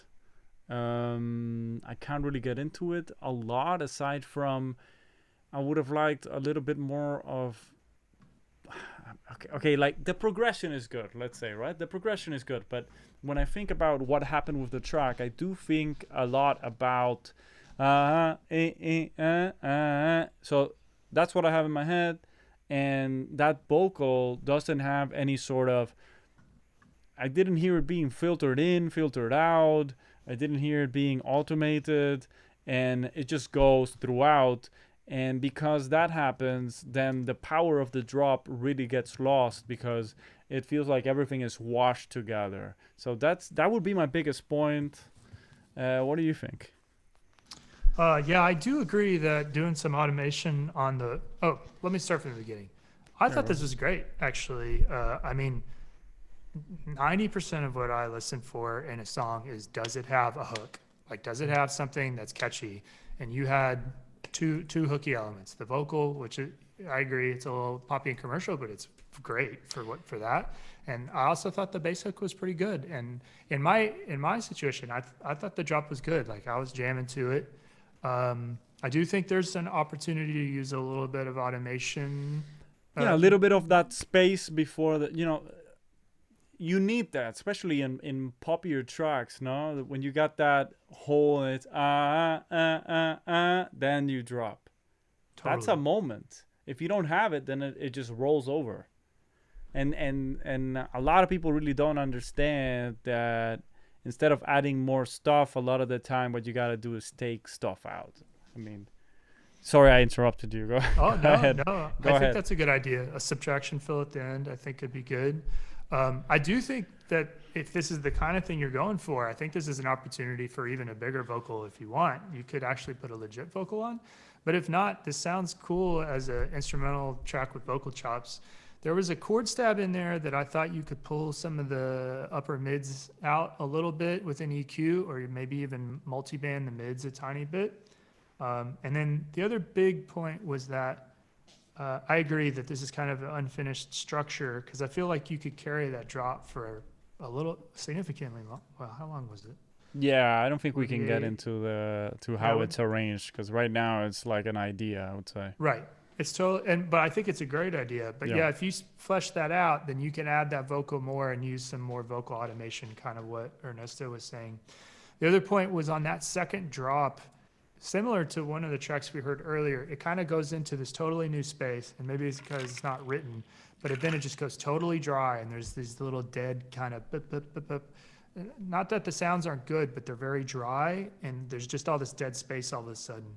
And I'd much rather you use the stuff that you kind of were writing in the first breakdown, or if you're insistent on using this new material in the second breakdown, wash it out a little bit, have some reverb, maybe filter it down to start so that we get bubbles, rather than just and I mean, I think it's the start of a great hook, so keep trucking. I think it's good. I could definitely see if you lower the volume of that vocal loop, somebody singing on it. You know? So that's always good. If it feels like that and it stays in your head, it's definitely very, very positive. All right, let's hit play on Dog and Hoss, That Feeling. You got it on your side, I think. Yeah, let's go.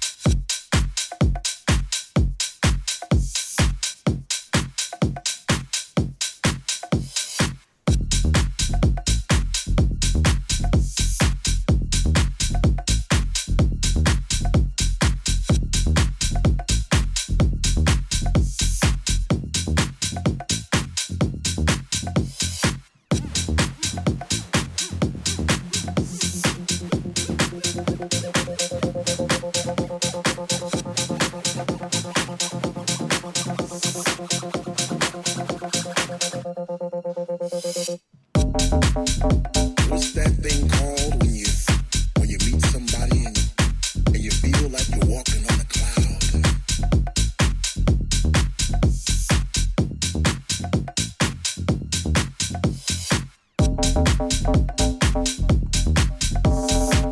And every step you made all your life, wrong or right, you know, it's like, so you put on your favorite shoes at club.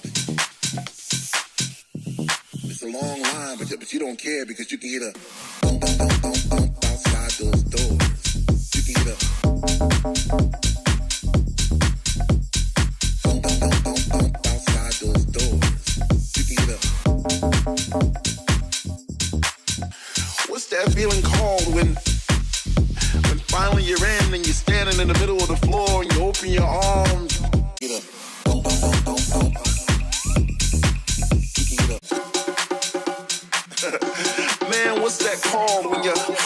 starts beating, heart starts beating.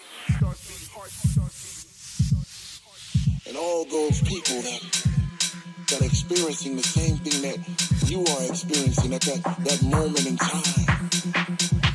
What's that called again? What's that called when 1 minute you're on one side of the room and the next minute you're on the other and you're not quite sure how you got there, but you know somehow, some way you travel through the sound and you get some twists and some turns and next thing you know you're upside down and oh man, what's that called again? Whatever it is, I like it. I like it a lot. You can get up.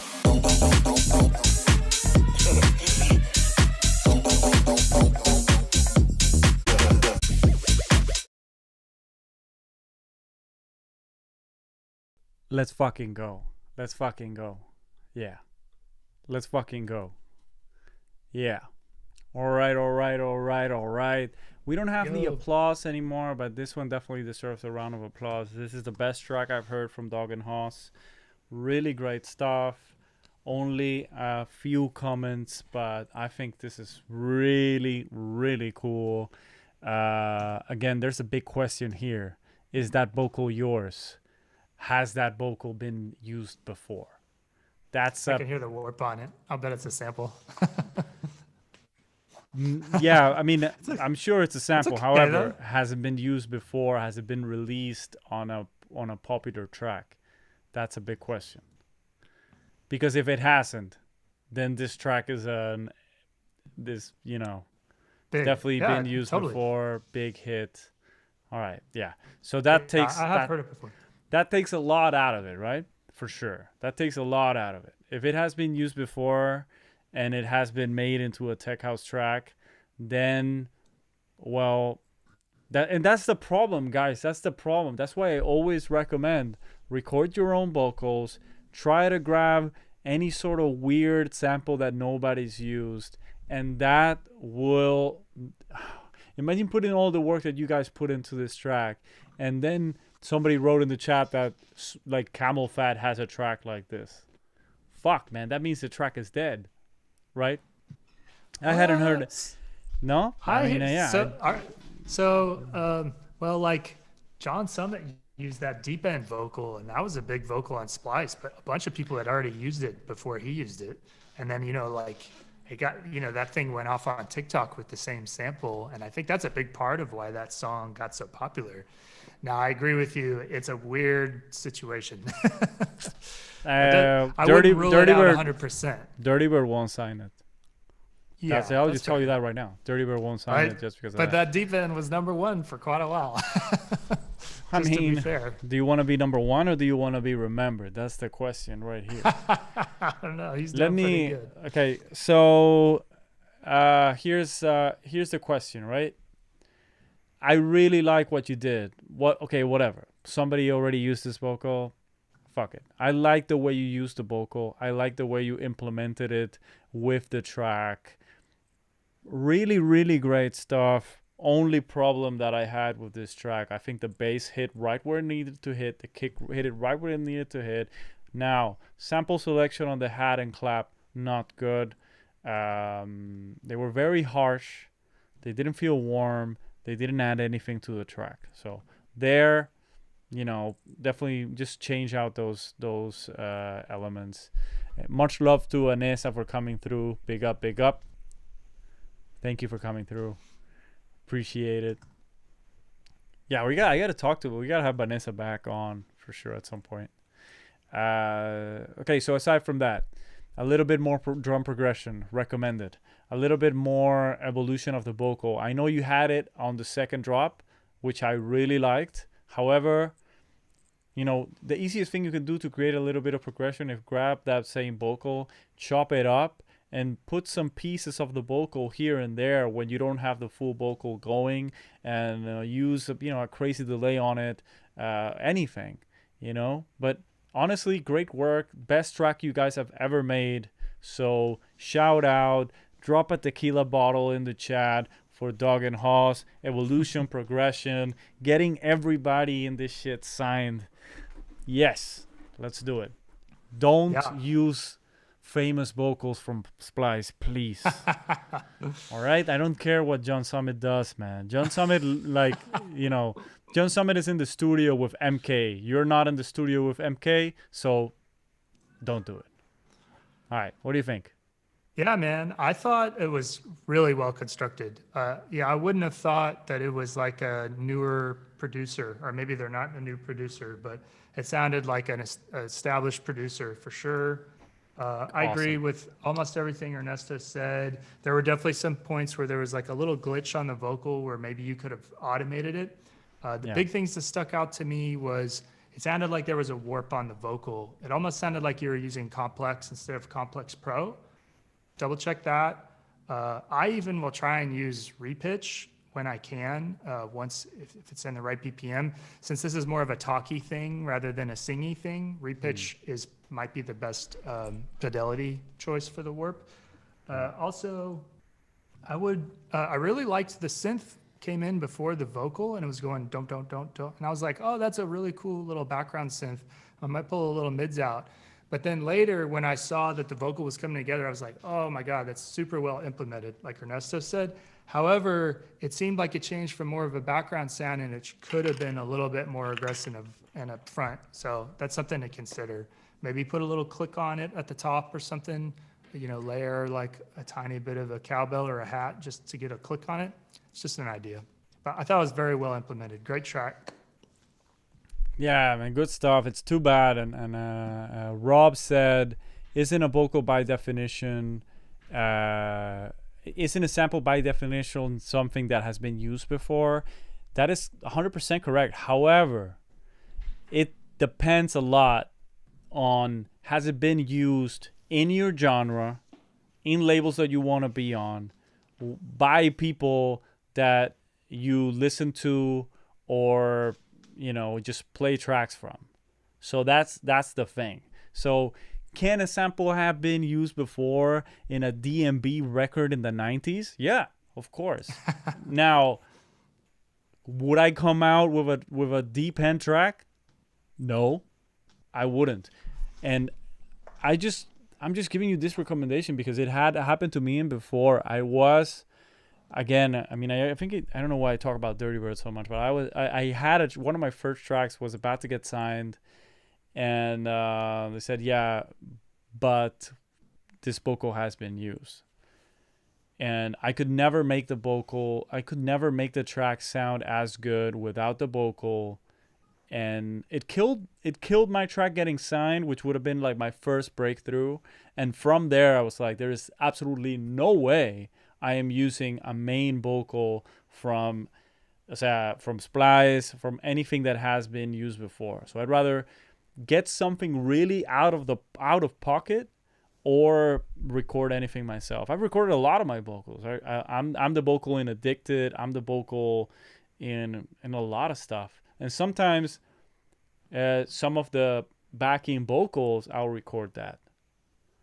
But yeah. And to be clear, I agree with what Ernesto said. I mean, because I'm working with a lot of students learning production too. I feel the same way about him. I'm kind of playing devil's advocate here a little bit with some of this stuff. But I've had the same experience Ernesto said on my own songs and with other people's. But I've also had songs where we just decided to put it out, and then I put it out as a free download, and it did so well that the label Punks was like, well, let's put it out for real. And it did well, charted, et cetera, et cetera. And at that time, it wasn't a big deal. But the other solution you could think of for this is whoever used that track big, I thought someone said Camel Fat, just call it a bootleg remix of that and release it for free. And you'll probably get more followers than if you released it as an original. That's a great idea. Think about it that way. Great idea. And about the deep end thing, man, I mean, I got, I got inside information on that, but I cannot tell you guys. Okay. But well, we'll talk after. But believe me, there's a lot of people that made that track, and if you had to be the first one on the biggest label, right? Because anybody who made it after that one was completely screwed. Anybody who had a track that was gonna come out a week after that, that's done. you know. Yep. Um, Sorry, I'm looking at the chat too. What? Yeah, man. We're on the same page for sure. I mean, it hurt. Look, it only happened to me one time. It hurt so much. I'm never doing that. Yeah. I'm never doing that again. I can hear the pain in your voice. Nah, and get the fuck out of here. That's like, what? Well, Yeah. we got time for another. Well, you probably got more time than I do. probably got time for one or two more. We have 2 more. That's it. Oh, That's okay, all. let's do it. We got 2 more, and then we're out. And I know when I say that, you're all gonna leave. So don't leave. Stick around till the end. We're gonna go rate somebody. I always give you some good nugget of information at the end. Again, I'm playing tomorrow. If you're in Miami, if you're in Fort Lauderdale, I'm playing Fort Lauderdale tomorrow with some good friends. Mask required. Bring your hand sanitizer. There will be hand sanitizer over there, but behave. Don't come and hug me because I will kick you away. But I love you, so don't worry about it. Okay? And I hope to see you there. I mean, I'm so hyped to just play a gig. I think I can say that I will be playing Orlando in March. Just so you know. Right, let's hit play on this one. Where's the diffuser? Where's the diffuser? It's right there. The diffuser is right there. That's the diffuser. Got the diffuser from Taino Fino and his company Lotus Builds. I thought he didn't want me to promote it because he was like setting up his thing. But yeah, he makes desks.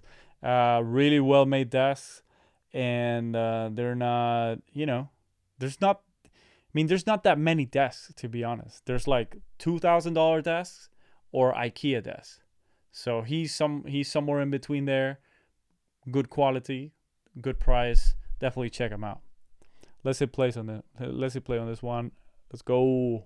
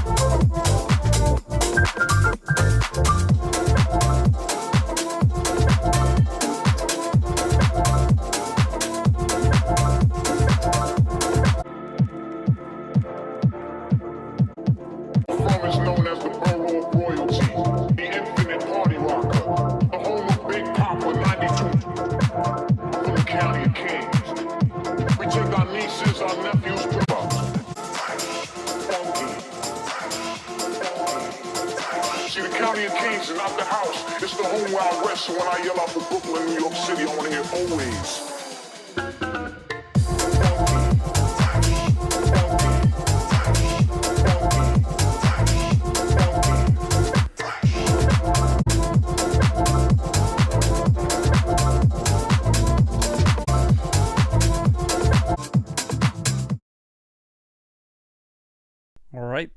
was Suave with Funky Fresh with Tomas. I don't know who Tomas is, but big up.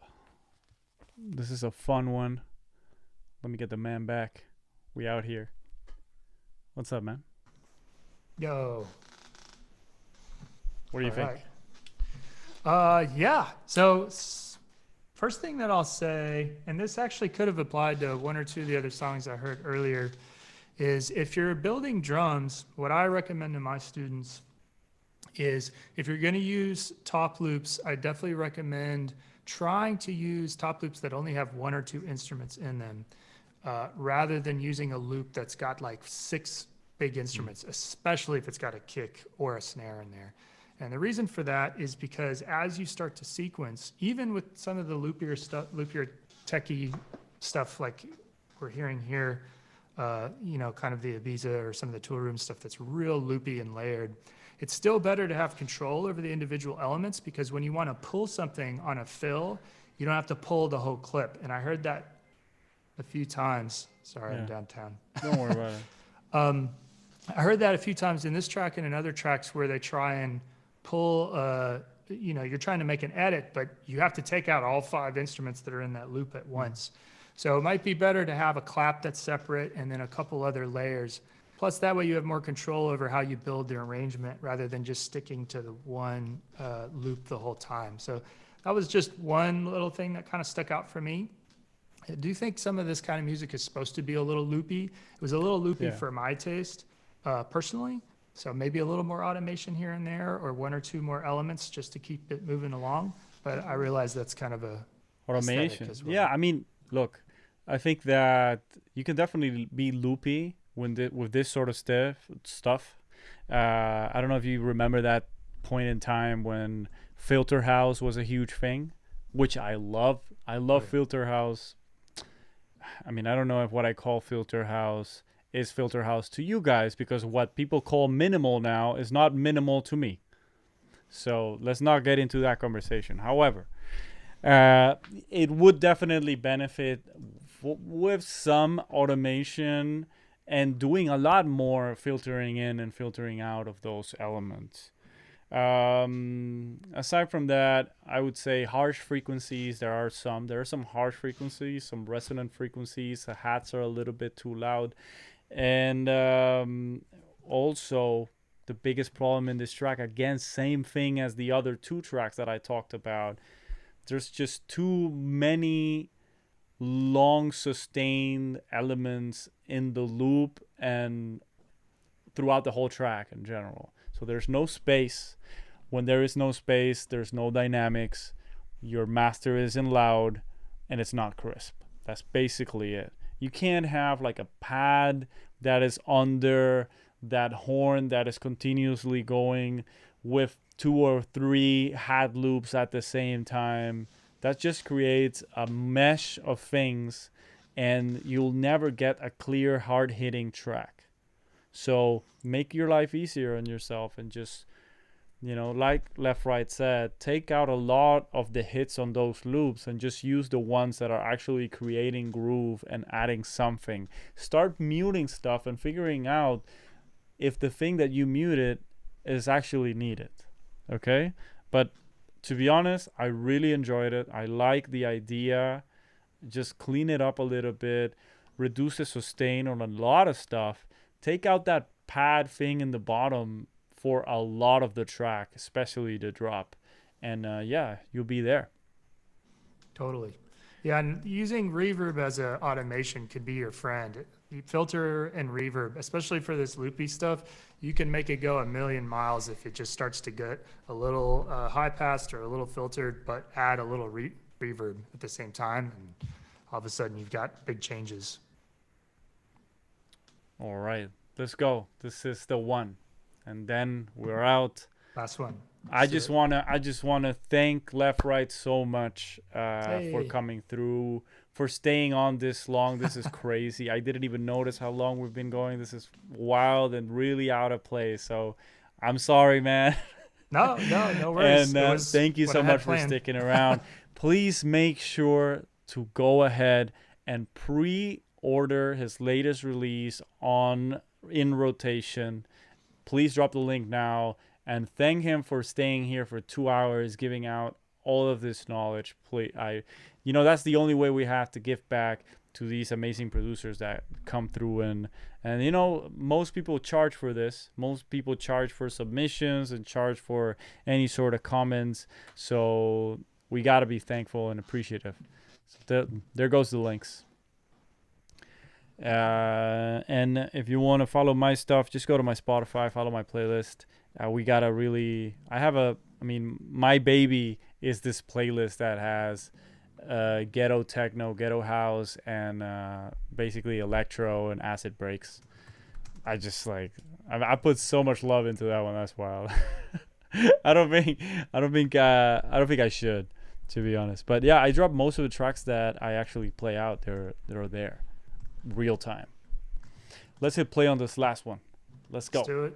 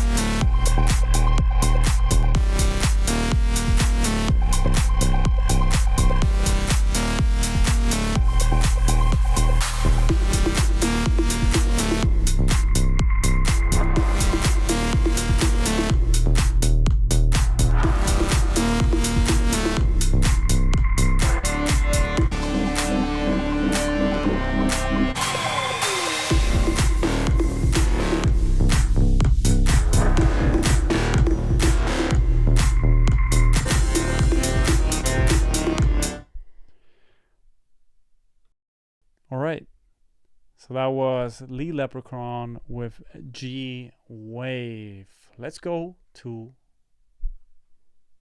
the other screen. All right, let's get into this one. I think left right is still listening. Let me get it back, set up this whole thing. All right. I'm almost there. Oh, don't worry about it. I'll go ahead. Drop? I'll start. Okay, so I think that this one really needs to go into, let's say, deciding what it wants to be. At the moment, I feel that it's not really... I lost your audio. Yeah, I Okay. muted myself so you can listen to the track. Oh, no, I'm done. You're good. Okay, so on my side, I just think that this track needs to decide what it wants to be. I can't really place it when it comes to like what genre it is or what label it would be on.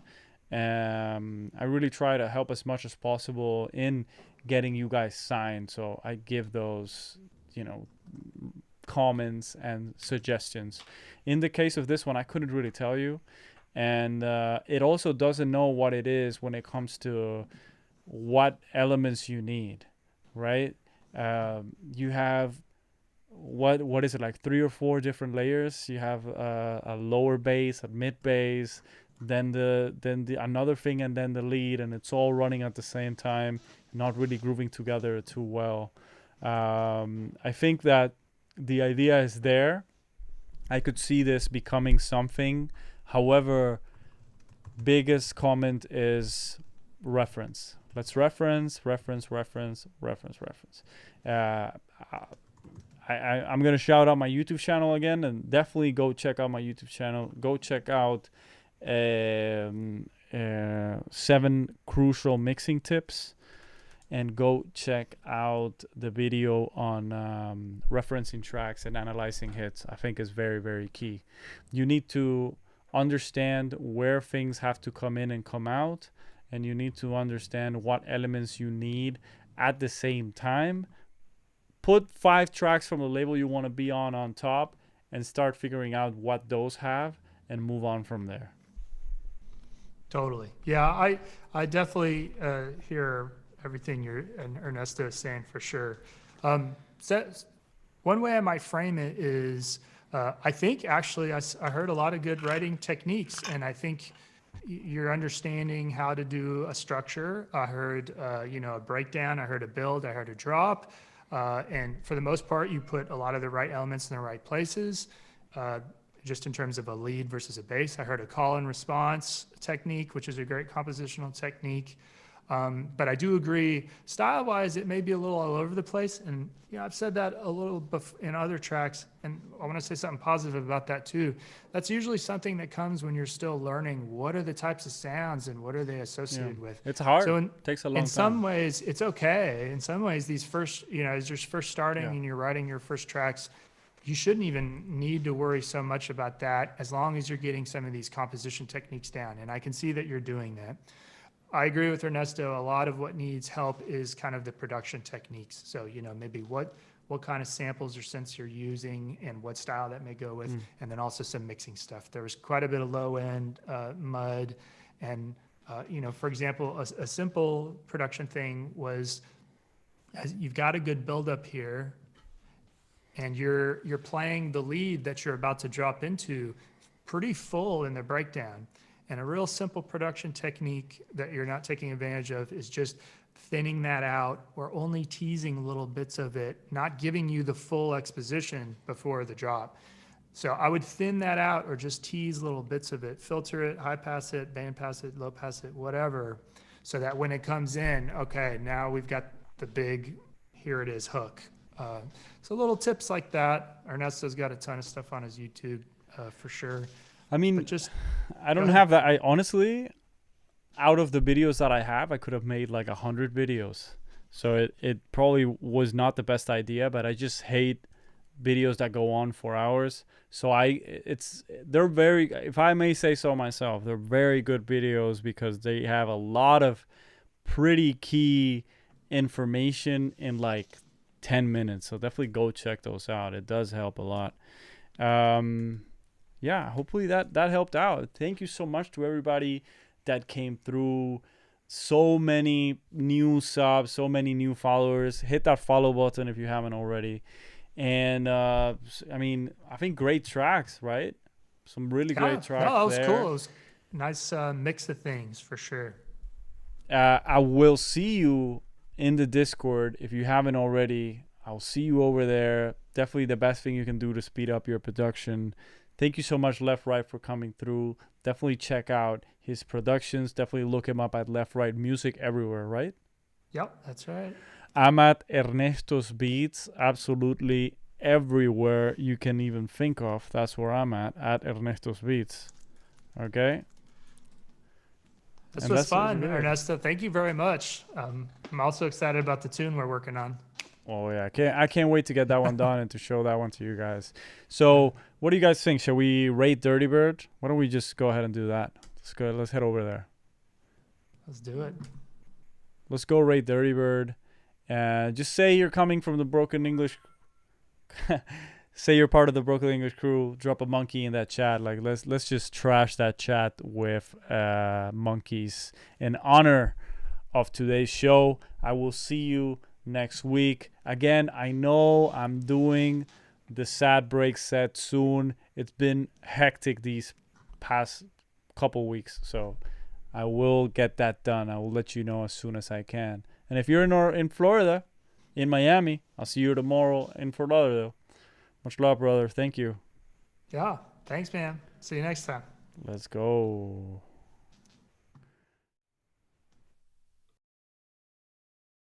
I'm here. Can you hear me?